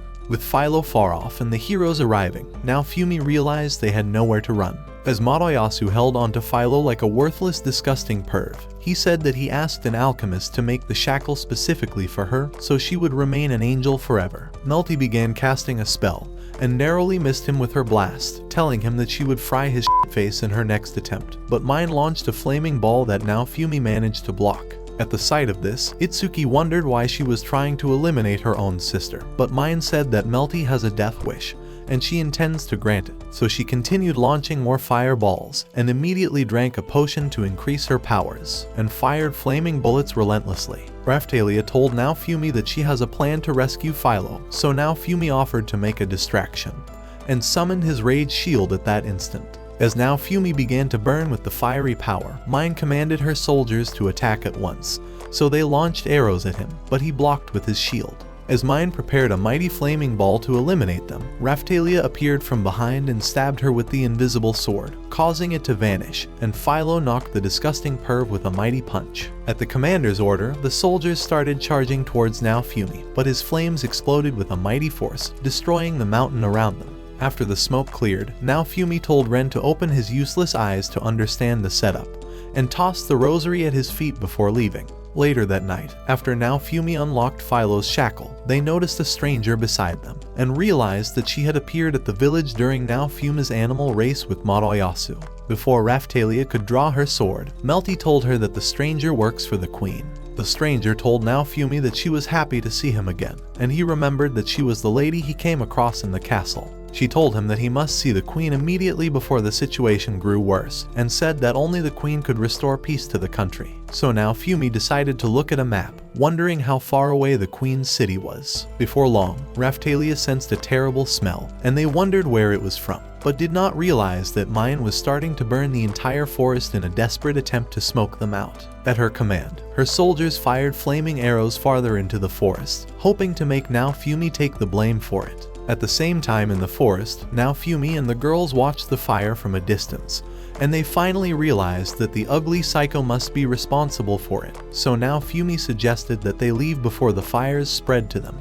By morning, now Fumi decided to buy food at a nearby village, hoping to discover some new piece of information. So the merchant told him that it was impossible to leave the country as all the exits had been blocked. After joining the others, he told them that their safest option was to see the queen, as she was the only person that could protect them. A few days later, they arrived at a new region belonging to the demi-humans, and Melty told them that her friend was the lord of this region, and thought he could help them sneak out of the country since they were practically fugitive at this point. When now Fumi noticed that Raphtalia was sad, he wondered what may have happened to her, so she told them that her village was nearby, and that shortly after the waves, they were attacked by the king's soldiers and taken away as slaves. Just then, a man appeared before them. Now Fumi and Raphtalia thought he was an enemy, and were almost ready to eliminate him, but Melty told them that he was her friend. The man introduced himself as Isekai'd, and told them that he was the lord of this region, but now Fumi thought he was too ugly to be trusted.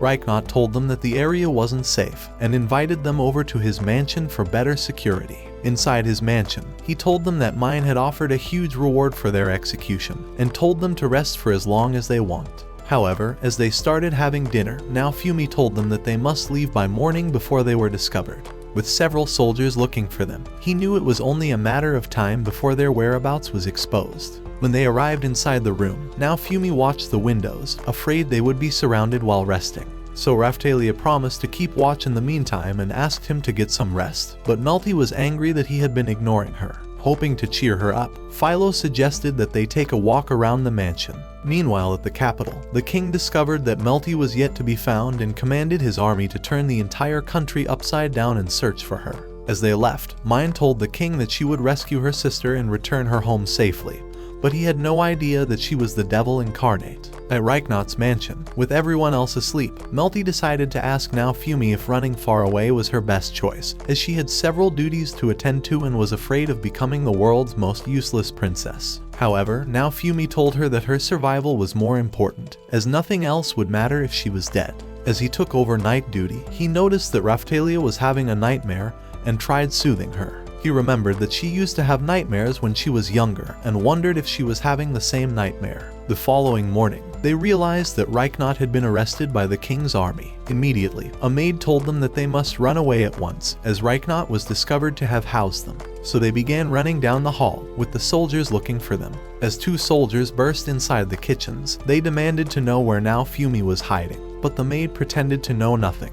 At that moment, Melty appeared and introduced herself as the princess, commanding them to leave immediately. However, a man appeared before her, and the sight of his horrible face caused Raphtalia to grow angry, and she tried drawing her sword, but now Fumi stopped her. The lord told Melty that he came here in hopes of finding her, but she thought his face was worse than his lies, and told him to withdraw from the mansion at once. He asked where the shield hero was hiding, but Melty told him that he had escaped already, and commanded him to escort her back to the capital, so he led her away. At the same time, now Fumi stopped Raphtalia from bursting outside in full assault mode, telling her that it would only put Melty in danger, so she returned her sword. With the soldiers gone, now Fumi and Raphtalia began screaming for Philo, afraid that she may have been taken away. However, when now Fumi screamed a powerful command, she cried from the pain of her burning crest, punishing her for disobeying her master. Now Fumi wondered why she was hiding in the attic, so she told him that Melty had asked her to hide herself and she had spent all day waiting to be found.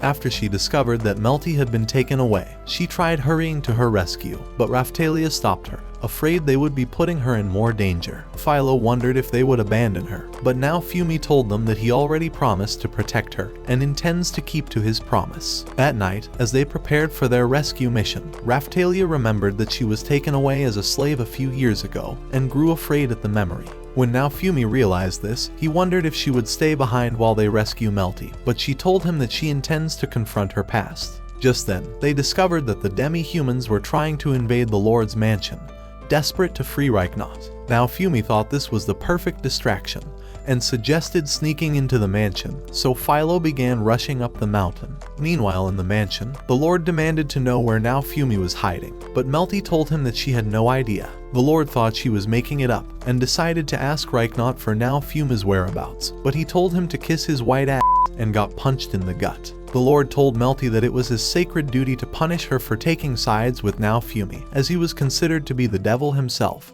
and she realized that her plans had gone south. Outside the mansion, the soldiers began charging towards Philo, but Raphtalia jumped off, striking down the men before her and running after now Fumi before Philo blew the others away. As she arrived before the mansion, Raphtalia remembered the time she was locked up in a cell and shivered at the memory, before continuing towards the Lord's chamber. After arriving at an underground, now Fumi noticed that Raphtalia was greatly disturbed by her memories of this place, and promised to help her find some closure after Melty had been rescued. As the soldiers appeared before them, Raphtalia charged to slay them, and now Fumi shielded a sword, allowing his snake to bite the soldier. With the knight close to getting Isekai'd, now Fumi told him that he would only give him the antidote if he reveals the Lord's chamber. At the same time in the chamber, the shit-faced Lord was trying to back Melty into the corner, but a knight told him that the shield hero had invaded the mansion.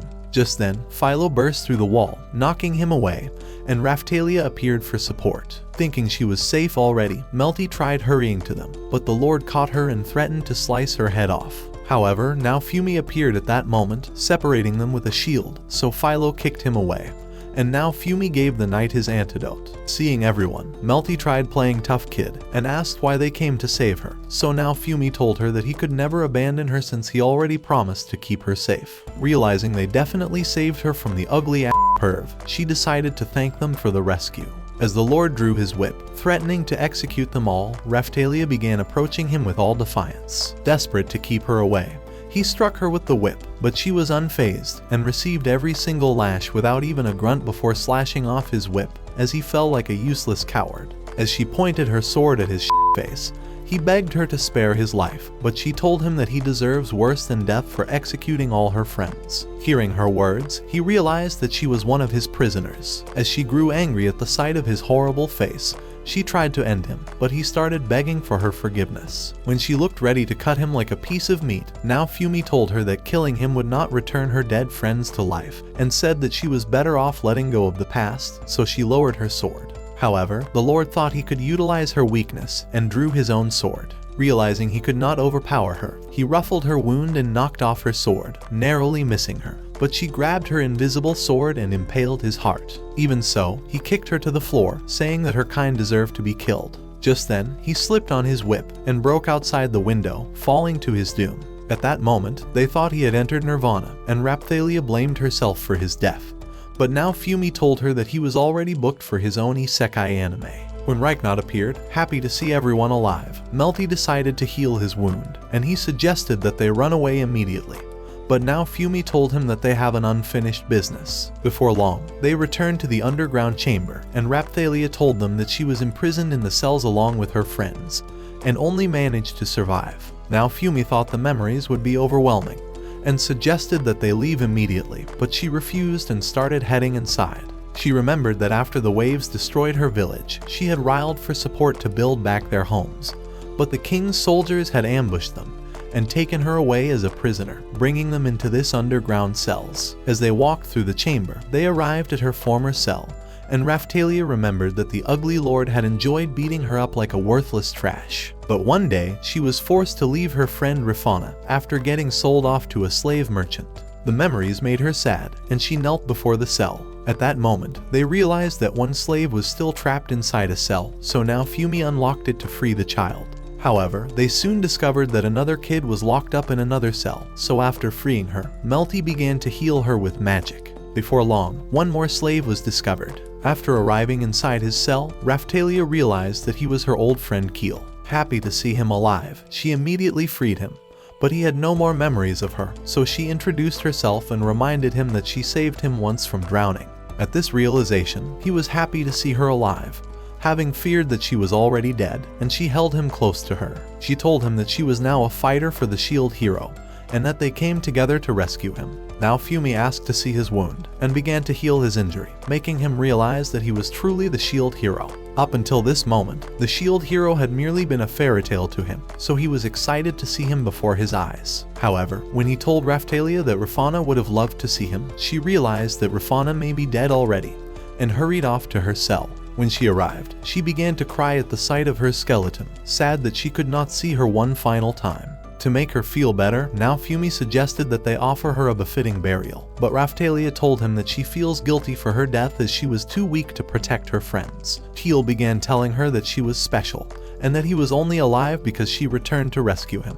Even so, Raphtalia blamed herself for everyone's death, saying that her entire life was an embarrassment, and that she did not deserve to be now Fumi's sword and to stand by his side. Now Fumi thought this was bullshit, and began telling her that he would have abandoned this world if she had not stayed by his side instead, as her presence had been the light to his darkness. Teal told her that she was his hero for becoming a badass fighter, and now Fumi told her that the kids were only free because she led them into this underground. To gain some closure, Raphtalia thanked Rafana's soul for protecting her, and promised to restore their village in her honor. After arriving outside the mansion, they realized that the demi-humans were still fighting to make their way inside, so now Fumi told Reich not to reveal himself to them.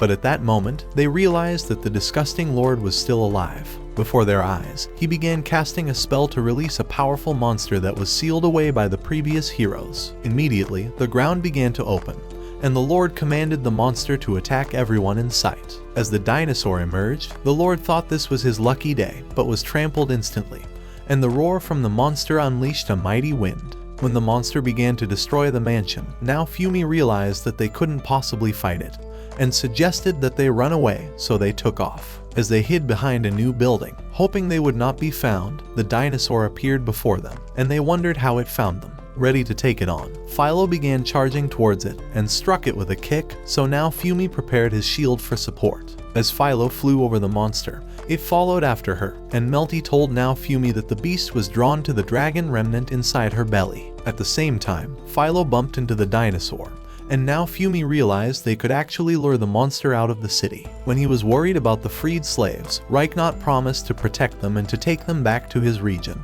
With Raphtalia unwilling to abandon her friend, Keel told her that he was very proud of her, and promised to be safe until she returns. So she wore him her bracelet as a parting gift, saying that they would meet again someday. In hopes of drawing the monster away from the city, Philo began hurrying away, and the dinosaur chased after them. As she hurried down the mountain, she ran through the forest before flying through the city. With the monster continuing the chase, Melty realized that Philo was truly its magnet, and they finally left the city. Philo wondered where they were headed, so now Fumi told her to run as far away as possible.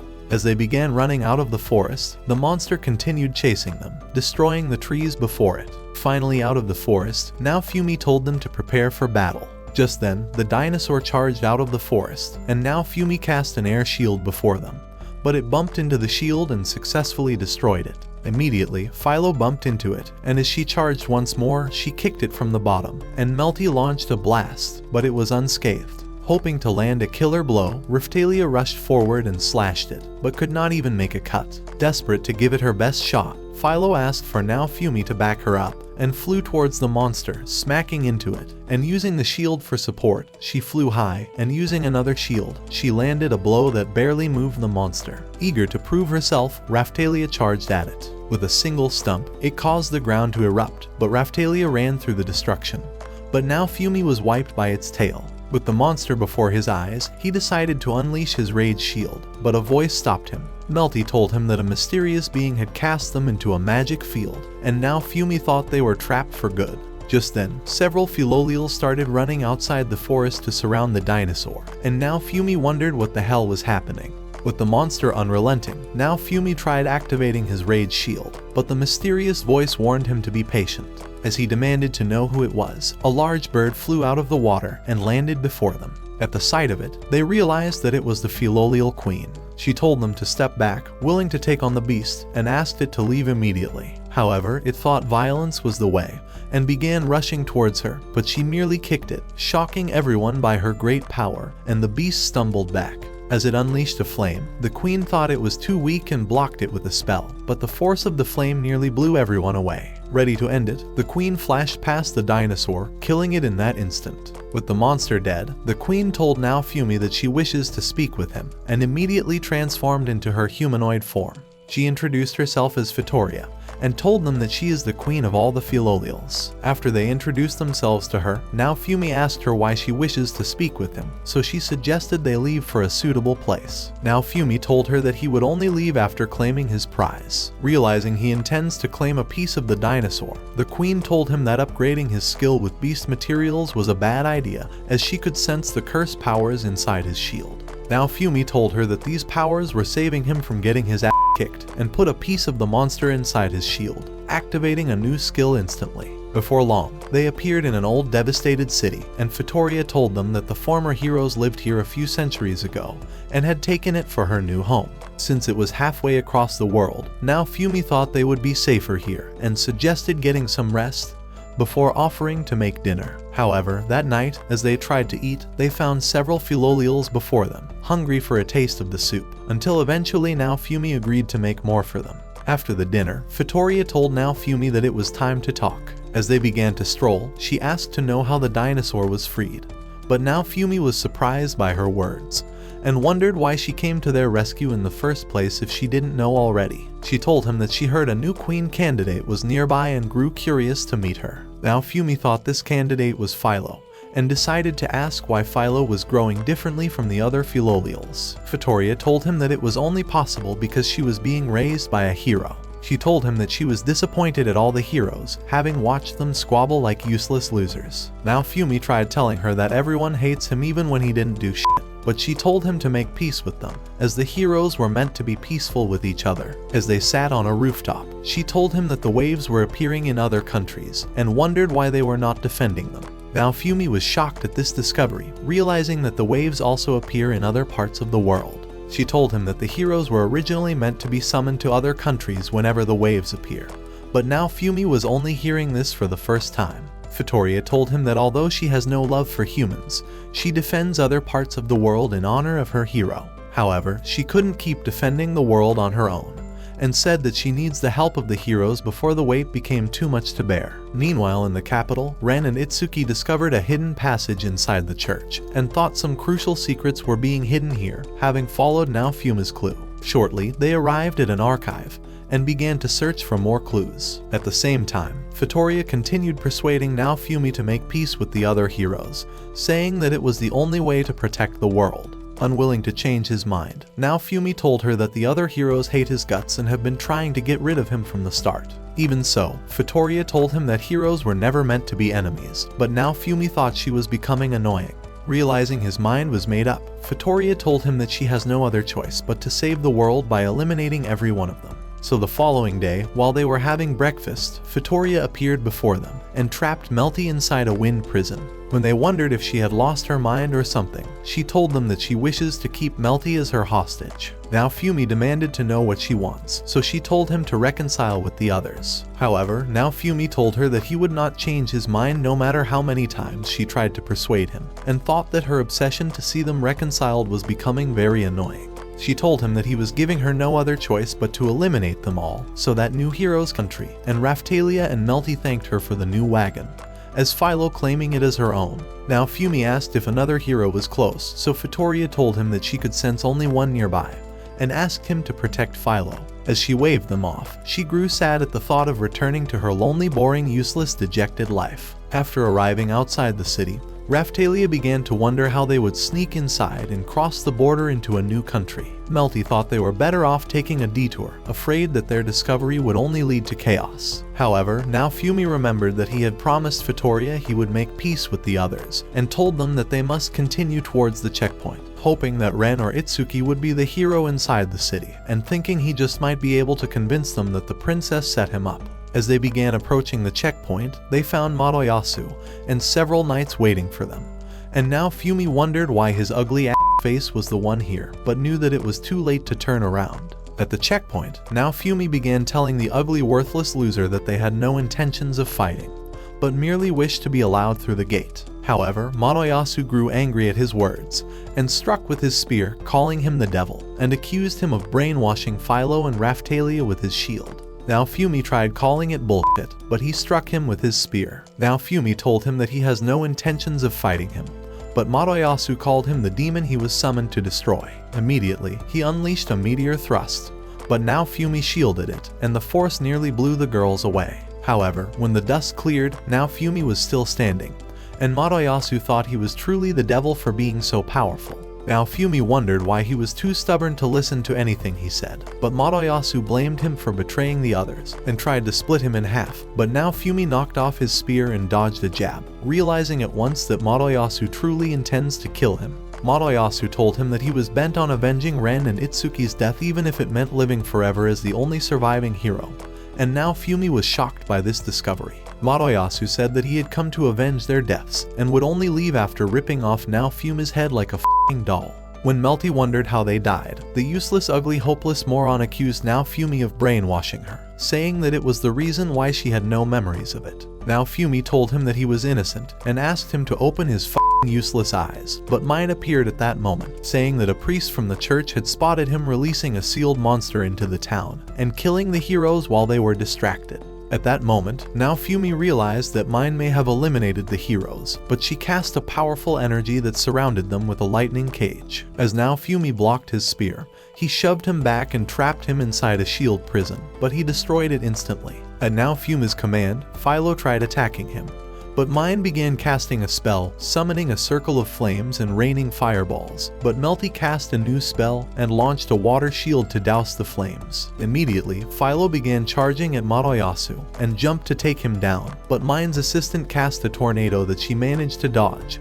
transforming herself, and jumped away from Moroyasu's strike. At once, she lunged at him with her golden claws, knocking him away, and Raphtalia thought she was impressive. Unwilling to surrender, he stuck the ground, drawing energy for his meteor thrust, and flung the wind saucer. At once, a powerful light shot at now Fumi, and Moroyasu began firing Chaos Spear. When he asked for support, Mine and her backup unleashed a powerful combo of fire and wind, and Moroyasu was certain that now Fumi could not possibly survive this attack. So he unleashed the burst flame lance at now Fumi, and Mine's backup cast a tornado to stop Raphtalia, but Melty doused it with water and drenched everyone. At that moment, now Fumi realized that a combo skill of their own had been activated. Moroyasu told Raphtalia to abandon now Fumi because his own harem wasn't big enough, but she drew her sword and started casting a spell as she ran towards him. Now Fumi cast a hiding shield to protect her, and as the air shield appeared, it turned into a monster shield and swallowed him,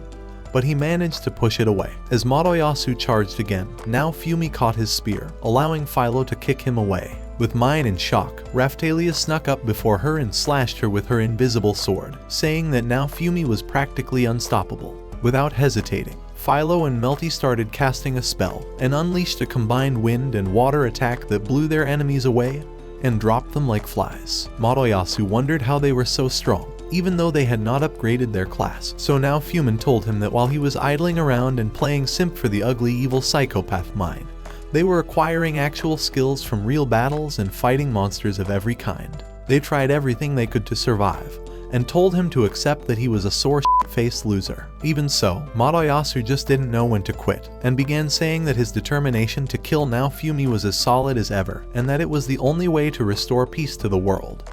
But now Fumi thought he was totally hopeless. At that moment, Philo sensed a great danger, and Raphtalia realized that all the soldiers had vanished. Immediately, Philo began kicking the worthless losers, and told now Fumi to cast his shield prison over everyone before they were all sent to the great beyond, so he summoned the prison at that instant. However, Philo thought it was not enough, so he summoned 2 air shields over the prison, and the others wondered if there was a killer eclipse or something.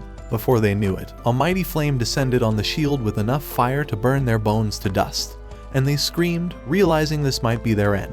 The mighty inferno destroyed the air shields, toasting the prison like a walnut inside a furnace, and their lives flashed before their eyes. Just then, the fires cracked the shield, but now Fumi managed to protect everyone, and screamed from all the burning pain before the fires eventually vanished, leaving a gaping hole in the ground. At once, now Fumi fell from exhaustion, but realized that everyone was safe. As they wondered what the f just happened, a mysterious man appeared before them, applauding them for surviving the high-class multicaster ritual magic judgment, and they discovered that he was the Pope from the church. With now Fumi in shock, the Pope told him that he came to punish him for showing no gratitude after receiving the holy water for Raphtalia's illness, and blamed him for allowing the people to abandon their country. He said that he had come to purify him in the name of God, but Mine wondered why she should suffer the consequences of his sins, calling herself their future queen. However, the Pope wasn't giving two shits about her, and said that the shield hero would be blamed for all of their deaths. He said that they've made arrangements for a new government to take the place of the royal family, as they had abused their power and disrespected the church, and he thought they definitely deserved to be replaced. As for the heroes, he said that Moroyasu was the most useless of them all, blaming him for releasing a monster fruit to terrorize a village, and said that Ren had caused several deaths when he allowed a dragon's corpse to rot, and that even Itsuki had hidden away from his duty to help the people after slaying their lord. He thought they were all fakes for having caused much trouble when they should be saviors, and decided to vote himself judge and executioner. Moroyasu told him that he tried to help the people, but the Pope said he was a no-good disgusting bummer that was a great embarrassment to his family, and said that he had eliminated the other heroes for poking their ugly noses where it did not belong, calling it God's judgment. Hearing his words, Moroyasu realized that now Fumi was truly innocent after all. But the Pope thought he had never seen a worse moron than him, and as he received a sword, he began declaring a purification of holy judgment on everyone, ready to isekai their asses with another massive flame. As he raised the sword, it began to glow with a golden light, but as he unleashed it, now Fumi managed to shield the flaming light until it vanished. The Pope said that it was a mere test of his strength, and promised to annihilate him in his next attempt. Before their eyes, the sword upgraded to a spear, and they wondered how much power it possesses. Melty told them that the weapon was a replica of the ancient 4 cardinal weapons, which the king's army had tried to duplicate from the weapons of the legendary heroes, and successfully made into one weapon that could switch shapes and use the powers of all legendary weapons. However, after this weapon was created, it mysteriously vanished a few centuries ago, never to be seen until this very day. Now Fumi wondered why they were summoned to fight the waves when they already had a powerful weapon. So Melty told him that the weapon consumes a massive amount of mana, and could only be used with an army of followers that were releasing their mana into it. Impressed by her words, the Pope said that she was truly deserving to be next in line to the throne, and said that Mine was too worthless to become queen because she was more brain dead than a cold hard body in the ground.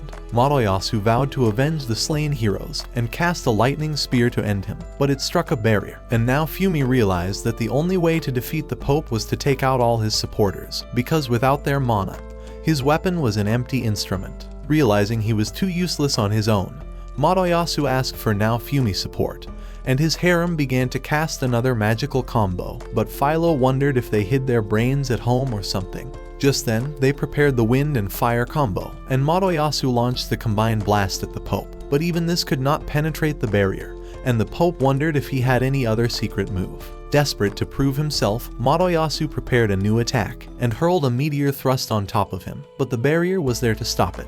The Pope told them that his barrier was impregnable, but the followers began to pass out from exhaustion, and he told them that it was his turn to attack. At once, he cast a flame around them, and now Fumi realized that he can't shield a full power attack, and thought this was definitely the end of them. Raising his spear, the Pope told them that he was ready to bring God's judgment upon them, but light arrows flew at him, and began nailing the barrier until it shattered.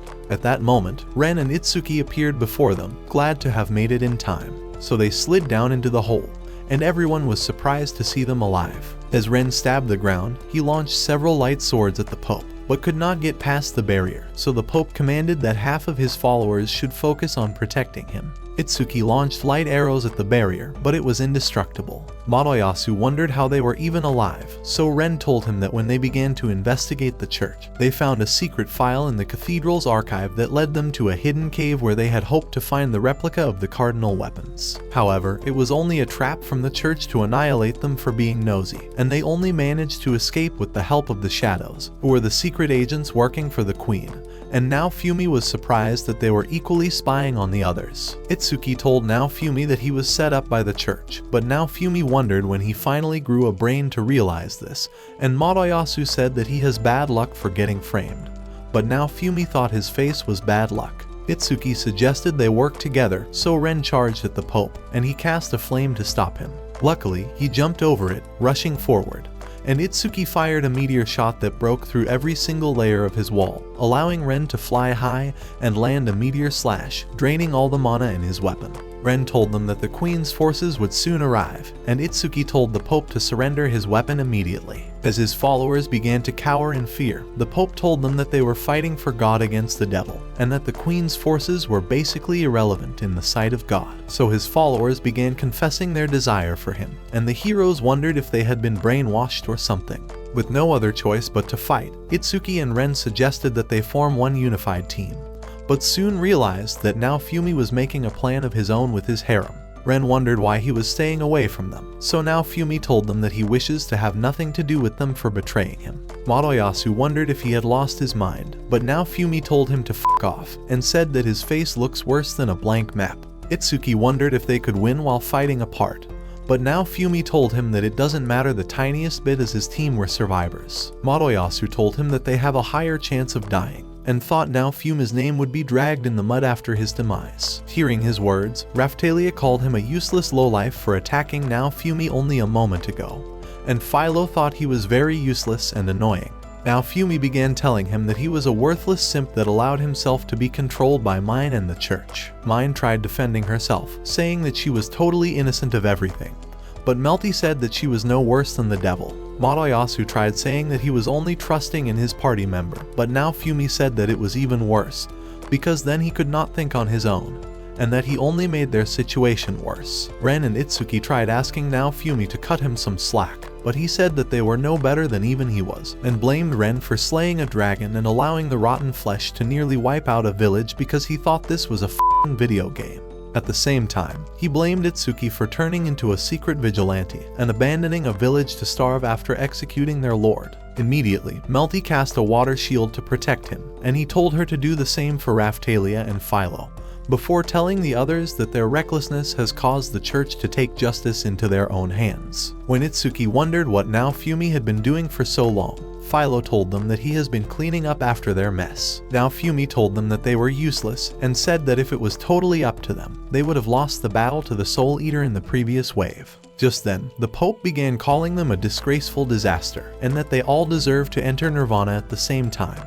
Before their eyes, he began to draw all the mana from his followers, but now Fumi shielded everyone from the golden light as the ground erupted around them. However, when the dust cleared, now Fumi stayed on his feet. He told the other heroes that they were no different from the Pope, and called them ugly-ass bummers for trying to take Raphtalia away from him. However, he remembered his promise to Fitoria, so he told them that he would only work with them to take down this enemy, and would ditch them afterwards, so they all readied themselves to battle the Pope together. As the followers began casting a spell at the same time, the Pope summoned the multi-caster defense magic. Before their eyes, a dark smoke rose high above them like a mighty eclipse and began stretching over the whole, turning into a mysterious cathedral. And the Pope told them that this was the end of the road for them, as it was a one-way ticket from here on to the afterlife. Determined to defeat the Pope, Ren and Itsuki unleashed a combined attack that destroyed the ground, flying towards him and shattering the barrier. As Philo and Raphtalia prepared to attack, he cast a flame at them, but Philo evaded it with her quick flash and broke another wall, allowing Raphtalia to lunge with her sword, but he backed away, and all the energy from his followers restored him. However, now Fumi would not quit and immediately suggested another attack. At his command, Philo snatched up Madoyasu, and Melty doused a flame with an attack of her own. While charging towards their enemy, now Fumi told Madoyasu to attack him when they were close, and Philo flung him high up. As now Fumi followed, Madoyasu smacked his shield, and a flame burst before him as he unleashed it towards the Pope, hoping to obliterate him. However, he was unscathed, and told now Fumi that no curse spells could attack him within the cathedral. So he blew them away with a mighty wind, and told the priest that he needs every ounce of their mana. The priest told him that his followers had given their all and were close to entering Nirvana, but the Pope thought it was a worthy sacrifice for God, and told him that their deaths would be the greatest honor of their worthless lives. So the priest screamed for them to continue, and as they did, Raphtalia wondered if they were blind or just too useless to discover that they were being used like worthless trash. Just then, they started passing out from exhaustion, but their mana sealed up the cathedral. Realizing a powerful attack was about to come, Madoyasu wondered if now Fumi has a special skill to stop the attack. At that moment, the curse series appeared before his eyes, and he thought it was their only hope, so he activated it at that instant. As he appeared in the curse realm, the spirit of the dragon appeared before his eyes, and the curse covered him with armor. At the same time, the dragon's rage tried to take control of his mind, revealing the betrayal to increase his anger, as armor continued appearing on his body. As the dragon offered to bestow him with all his power, now Fumi realized it intends to take complete control over his mind. But the armor fueled his desire even more. At that moment, the rage took over him, and as he started heading towards the Pope, the other heroes wondered if the devil had taken over his body. At the same time, flames began oozing from his armor, and he realized he could destroy all of his enemies. But his body got frozen in that moment, and Raphtalia's voice began screaming for him.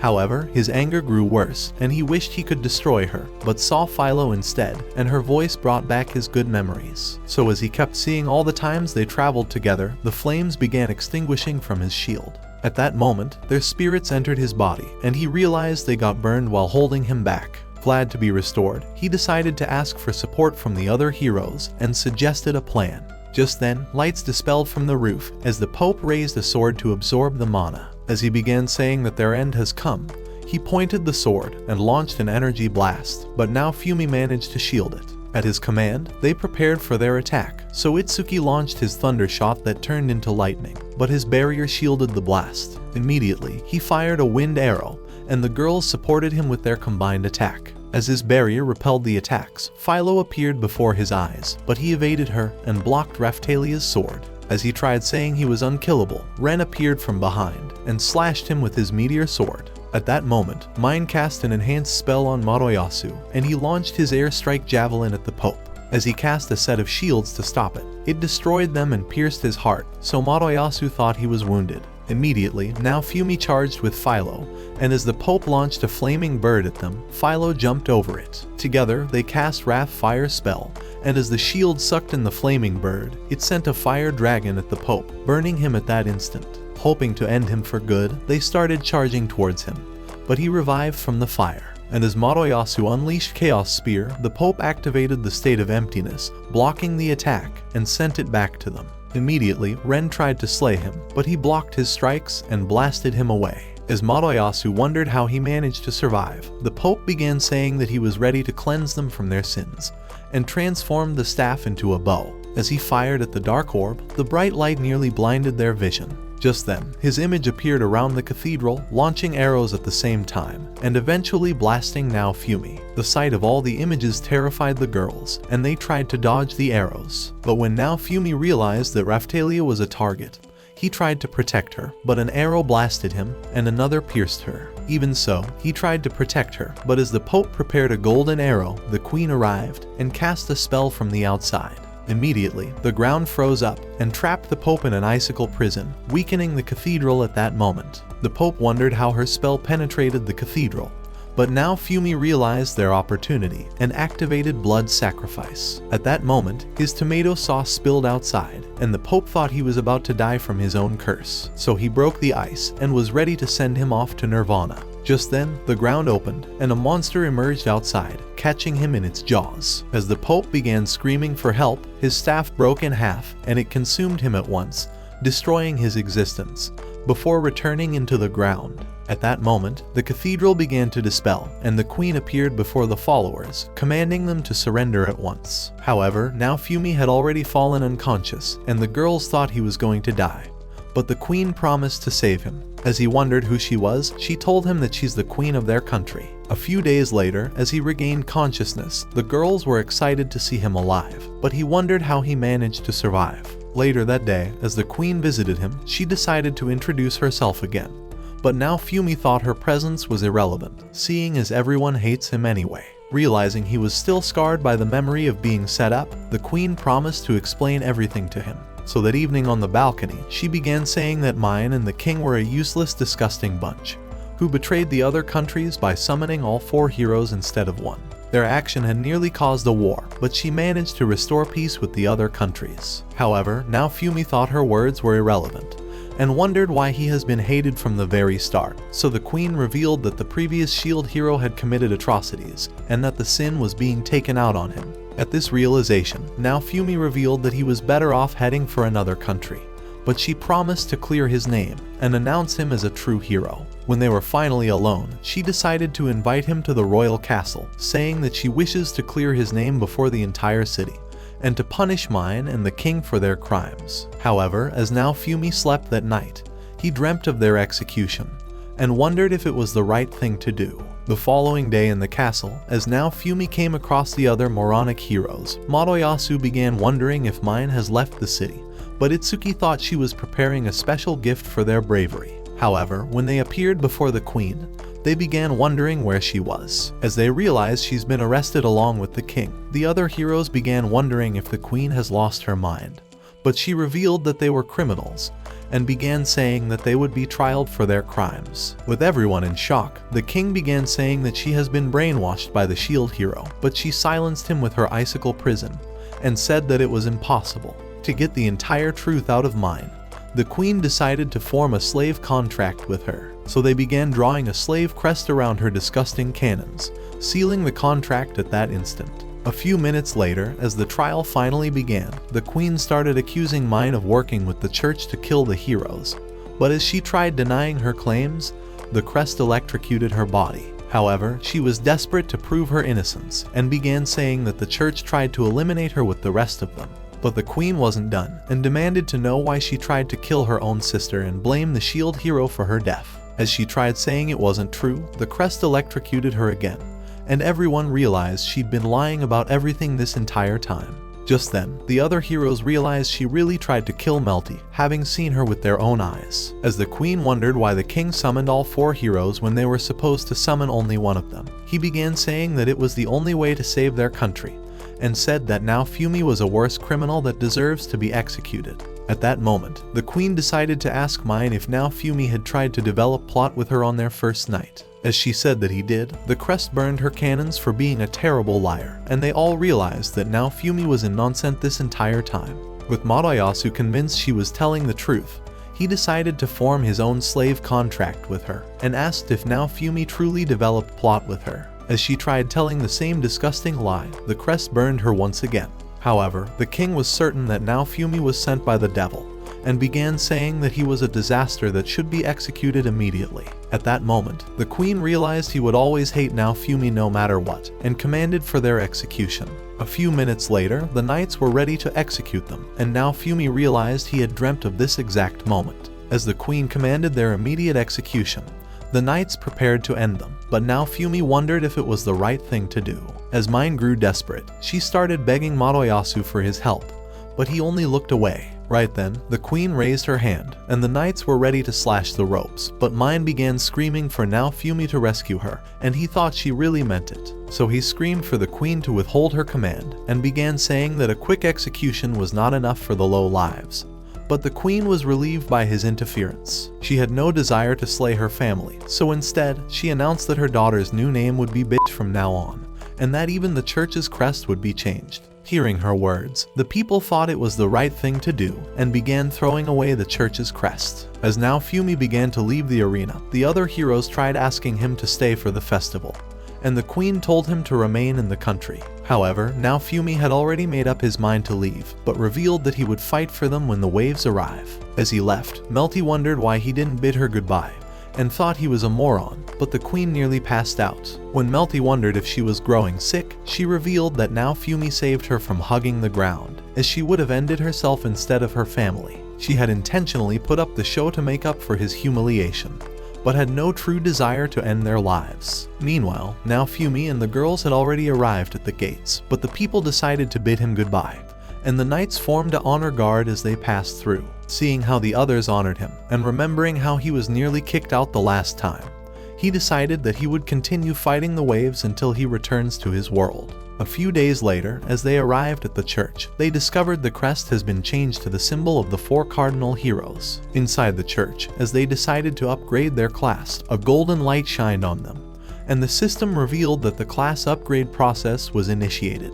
At that moment, the girls unlocked new abilities, but as they appeared at the palace later that day, Naofumi told the queen that the girls weren't able to choose the skills they wanted, and thought there must have been an interference. When he wondered why she summoned them, she told him that she intends to throw a party, and to have a meeting with all the heroes. That evening, as they were about to leave the castle, Naofumi apologized to the girls for their disappointing class upgrade and said that he wishes to leave them with overpowered skills when he returns to his world. However, his words made Raphtalia sad, and she realized she would be hopeless when he was gone. At the party that night, she remained sad at the thought, but Melty spotted Mine sneaking into the kitchens at the same time.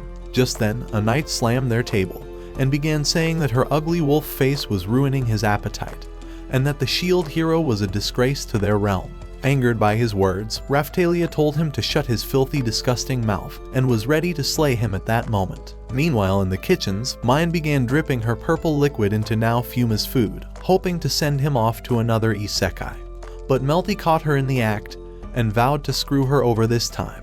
Inside a private room, the queen told the heroes that Kalmira, an island for slaying monsters and gaining XP, would be activated soon. However, Melty appeared at that moment and told her about Mine's attempt to poison Naofumi. The queen was already sick of the useless girl and suggested that the heroes settle their conflict immediately, seeing as their quarrels were stopping them from leveling up. As she suggested that they make peace and exchange secrets, the other heroes thought it was unnecessary and tried saying that they were better off separated.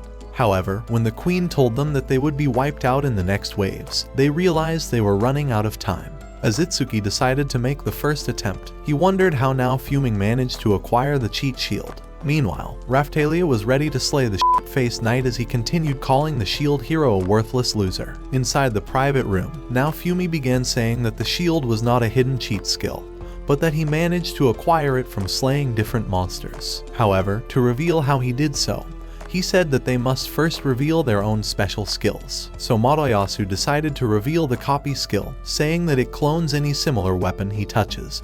But Naofumi wondered how he never figured it out. As Itsuki began saying that he could only get stronger by developing rare weapons, Ren said that skillful weapons were better, but Motoyasu said that weapon stats are more important. As they continued arguing, with none of them willing to surrender, Naofumi grew tired of their disgusting faces. On the other hand, Raphtalia and the knight continued their battle, and as she knocked his head with her sword, she was ready to end his life. At the same time, the heroes had grown angry, and Motoyasu was ready to knock out Ren's face. But having seen enough, Naofumi called them the most useless heroes in the world, and decided to leave. That night, as he decided to check the system, the skill unlocked before his eyes, and he realized the copy skill was real after all. So when he met the queen the following morning, he decided to ask about the heroes, but she told him that they left already, and were heading for Kalmira to level up before the next waves. As they left the palace, they decided to visit the blacksmith's shop, so Naofumi began to copy every shield in sight.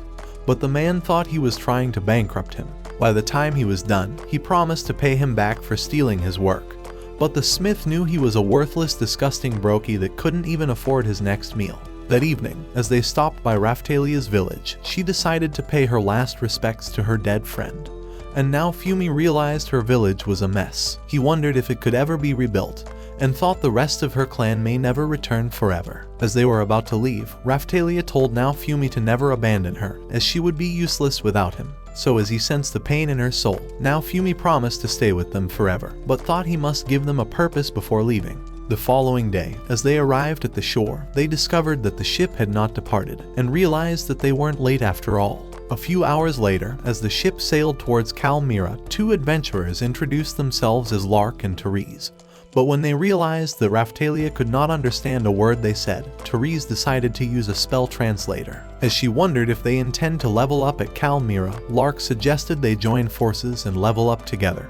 But Naofumi thought they were too mysterious. As the captain invited him to the deck, saying that his presence would motivate the crew, Naofumi realized that the other useless heroes have grown seasick, and were looking worse than shit. As Itsuki wondered how he was the only exception, Ren thought he was being protected by his shield. However, Naofumi thought they deserve exactly what they got for being weak and disgusting. Just then, a large fish fell on the ship, and Philo kicked another, nearly crushing the ugly, useless mine as she called it their dinner. Before long, the adventurers appeared before him, so Therese asked him to craft her a jewel, giving him a rare crystal. As Naofumi realized it would definitely be useful even for him, he agreed to work on it. By the time they arrived on the Kalmira Islands, the other heroes had grown worse with the sickness and were carried off on a stretcher. At the sight of this, the governor welcomed only the shield hero, and gave them a tour of the islands. At the end of the day, as they observed an ancient statue, Raphtalia noticed an epigraph written by a former cardinal hero. Realizing it was a magical inscription, now Fumi cast a spell to decipher the message, and released it as energy on Philo. At that moment, she realized she had grown stronger and easily jumped higher than the statue. Just then, the adventurers arrived, saying that they've been searching for them. When now Fumi wondered why they couldn't mind their f***ing business, Lark revealed that he was hoping they would level up together. However, now Fumi thought they were a pair of useless slowpokes, and threatened to ditch their ass if they tried to slow him down. That evening, as now Fumi and his girls began destroying slimes, he realized the monsters have a high XP. But Raphtalia thought they were far too weak. Just as he discovered they weren't gaining any more XP for the slimes they slayed, an arrow pierced one of the slimes, and Itsuki appeared before their eyes, blaming him for his failure to acquire any XP. Just then, the other heroes appeared, and Ren began saying that this was now his territory. As the worthless losers started another shitty argument, now Fumi realized he couldn't stand their useless faces and decided to leave. So they crossed to another island and managed to defeat a bull monster, gaining over 3000 EXP. As Raphtalia revealed that her sword was growing dull and thought their power levels must have outgrown their weapons, now Fumi decided to put a piece of the monster into his shield. And at that moment, new weapons appeared before them. That night, as they rested by the fire, the adventurers appeared from the bushes, and Lark began saying that they've been searching for them. When now Fumi wondered why they were so concerned, Lark called them his companions, and said that now Fumi was his bro. But the shield hero was ready to knock his teeth out with a blow. Now listen! That's called motherfucking bars, nigga! You know nothing about that! However, they decided to head into the town, and began celebrating their successes with a feast. And as the PG grape juice got into their system, Raphtalia and the worthless knight decided to test their strengths, but she easily overpowered him. Deciding to let loose, now Fumi began to eat wine berries, but as the dumbass Motoyasu took a taste of it, his mouth began foaming, and they realized he was just a weak hero. The next day, as now Fumi gave Therese a bracelet he made from her crystal, he discovered she was in love with it, and she thanked him for making something so special. For his payment, she decided to give him a bag of coins, and he wondered if her father was the richest man alive. As they arrived on an island to slay new monsters, a bunch of evil penguins appeared before them, so Lark cast a slash to destroy them. As one flew at him, now Fumi smacked it away, so Lark flew high into the air and slayed the rest of them. Immediately, Therese cast a spell with the new bracelet and launched a fireball to destroy another penguin, so they began slaying the rest of them. Before long, they came across another set of monsters, so now Fumi suggested a plan. As he rushed out, he drew their attention with Hate Reaction spell and began fighting them off. At that moment, Therese cast a spell and unleashed fire on them. However, now Fumi was unscathed, and he realized the curse from the blood sacrifice has been wiped away from his body. When they returned to the town that evening, now Fumi wondered if they would join his team the next day, but Lark gave him a hard pass, and they began to leave. Now Fumi thought they were truly mysterious, but suggested they take the following day off. As he rested on the beach the next day, Philo told him that she found a small island at the bottom of the sea, so now Fumi decided to see for himself. Before long, they began swimming deep towards the bottom, and soon arrived at a door. With a touch, he managed to open it, and they shortly emerged from the water. As they decided to look around, Raphtalia summoned First Light, and it illuminated the place. Just then, they discovered a dragon hourglass before them, and as they wondered if it was a real one, his shield began to glow, and he realized the waves would arrive in 2 days. After this discovery, they managed to warn the queen just in time, and by the 3rd day, they sailed out on their ships, waiting to be teleported to the site once the waves arrive. When Raphtalia wondered if the Kalmira Islands would be safe, the queen revealed that all the people have been evacuated already. Right then, they spotted Lark and Therese on a separate ship, and now Fumi was glad to have them close, realizing they were more reliable than the other useless heroes. At that moment, the sand ran out in the dragon hourglass, and they teleported at the same time. Before their eyes, monsters started emerging from the portals, so the knights tossed barrels of cask bombs into the sea, and they exploded at that instant. As the beasts appeared on the surface, the archers began launching arrows at them. Just then, a large sea monster began approaching the ships, so Itsuki launched Meteor Shot, but it dived into the water. Before they knew it, it wrecked one of the ships, and as now Fumi discovered they couldn't defeat it underwater, he dived deep inside with Philo. Just as he spotted it, he cast Hate Reaction spell and successfully drew its attention. So as he lured it out of the water, the other heroes launched a combined attack, but it didn't even scratch the beast. Immediately, it unleashed an energy blast that destroyed another ship, and the queen wondered if they stood a chance in this battle. As Raphtalia spotted the monster, she fired a spear into its body, and now Fumi realized her attacks have grown more powerful ever since she leveled up. At the same time, the knights continued throwing casks into the sea and fired arrows at the lesser monsters, but another blast destroyed yet another ship.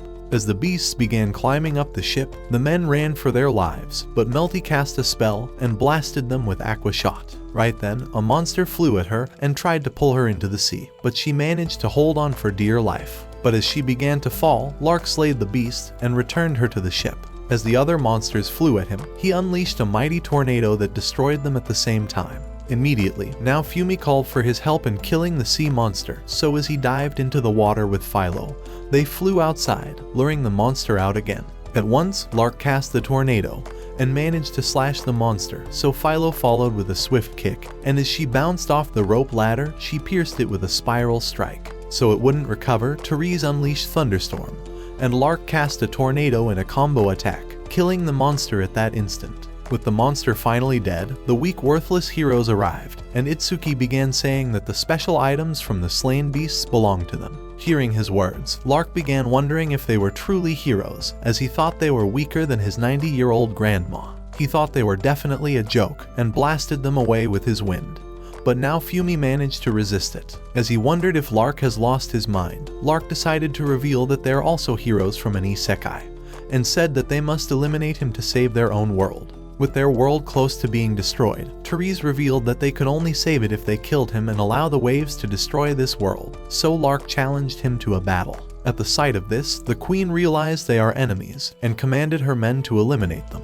Just then, the heroes attacked Lark at the same time, but he kicked their ass easily, and Therese cast a spell to block the archer's arrows. As she unleashed a mighty wind, she cast another spell and summoned meteor shower on the ships. However, when they noticed the ships were burning, Therese cast a new spell that summoned the rain, quenching the fires at that moment. At the sight of this, now Fumi wondered if they are really his enemies, but Lark told Raphtalia and Philo to step aside from the battle. However, they would not back away, but were determined to fight for their master. As Lark smacked now Fumi's shield, the girls attacked him at once, but he stopped them with his scythe, and blew them with a mighty wind. As he tried to end her, now Fumi blocked his attack, and his monster shield devoured his weapon, but Lark jumped away. Unwilling to surrender, he smacked his shield, and the impact injured his shoulder. So Raphtalia began attacking him with continued strikes, but now Fumi wondered how he got wounded. Immediately, Therese unleashed fire on him, but it dispelled on his shield, and she realized that her magic bracelet has no desire to harm him, so she switched to another. To prepare for their next attack, now Fumi gave the girls a reviving potion, but Lark told him that this was a fight to the death. Just then, Melty arrived to support them in the battle. In an instant, Lark nearly sliced now Fumi and blocked Philo's claw, but as he attacked again, a snake bit him from the shield.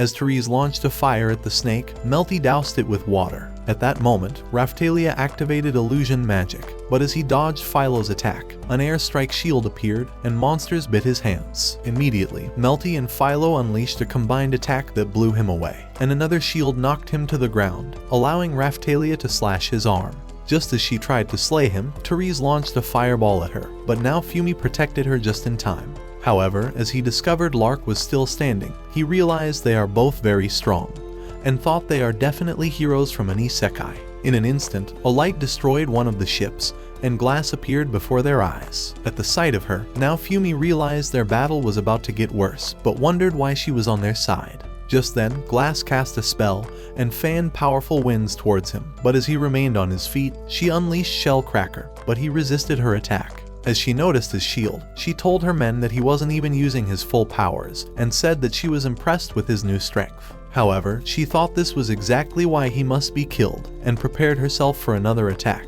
In an instant, she nearly slashed his face, but as he blocked her next attack, his shield transformed to Soul Eater, but she jumped away at once. Realizing she was afraid of this shield, now Fumi thought he could defeat her. At that moment, Therese began casting a spell and activated a bomb, but now Fumi's barrier withstood the explosion. Immediately, Glass prepared a new attack, and Therese cast a new spell, but as now Fumi summoned a shield prison, Their combined attacks merely destroyed his barrier. Shocked by the sight, Glass realized he has grown twice as powerful as the last time.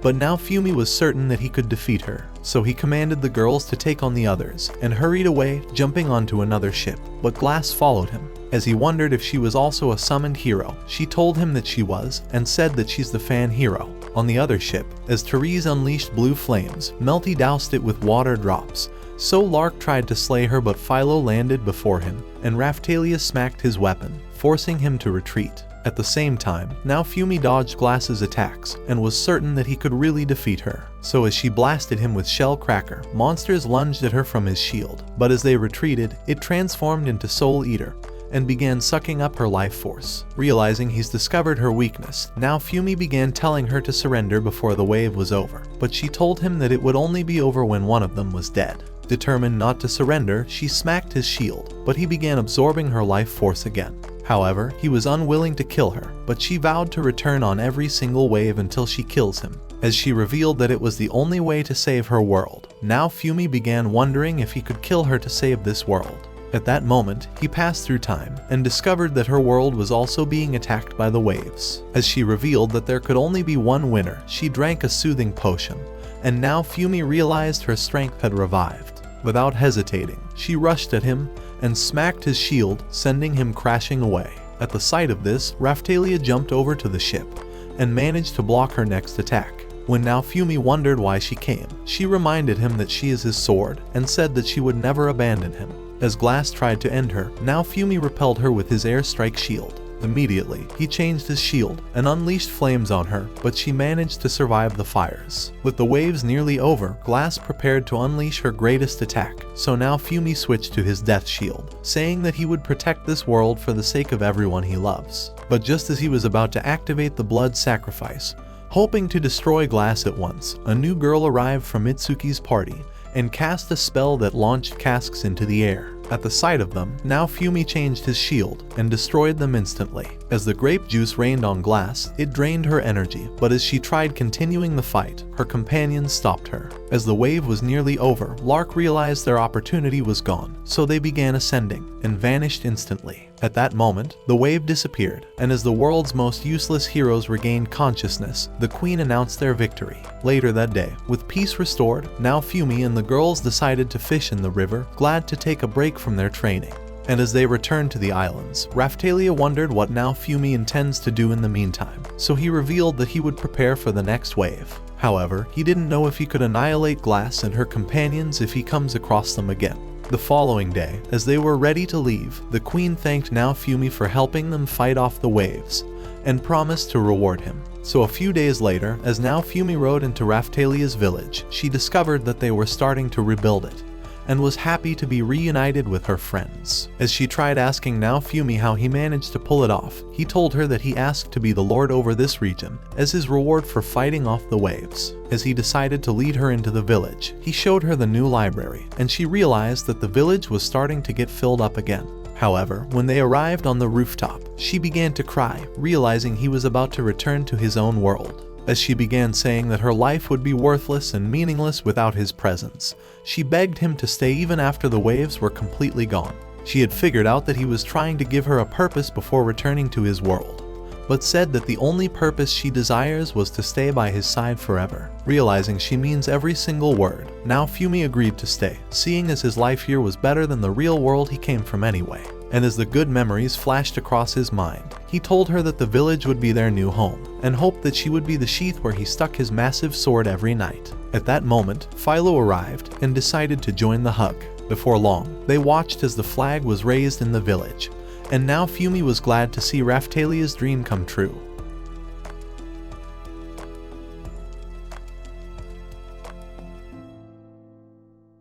Set your heart ablaze, go beyond your limits, and watch this next video.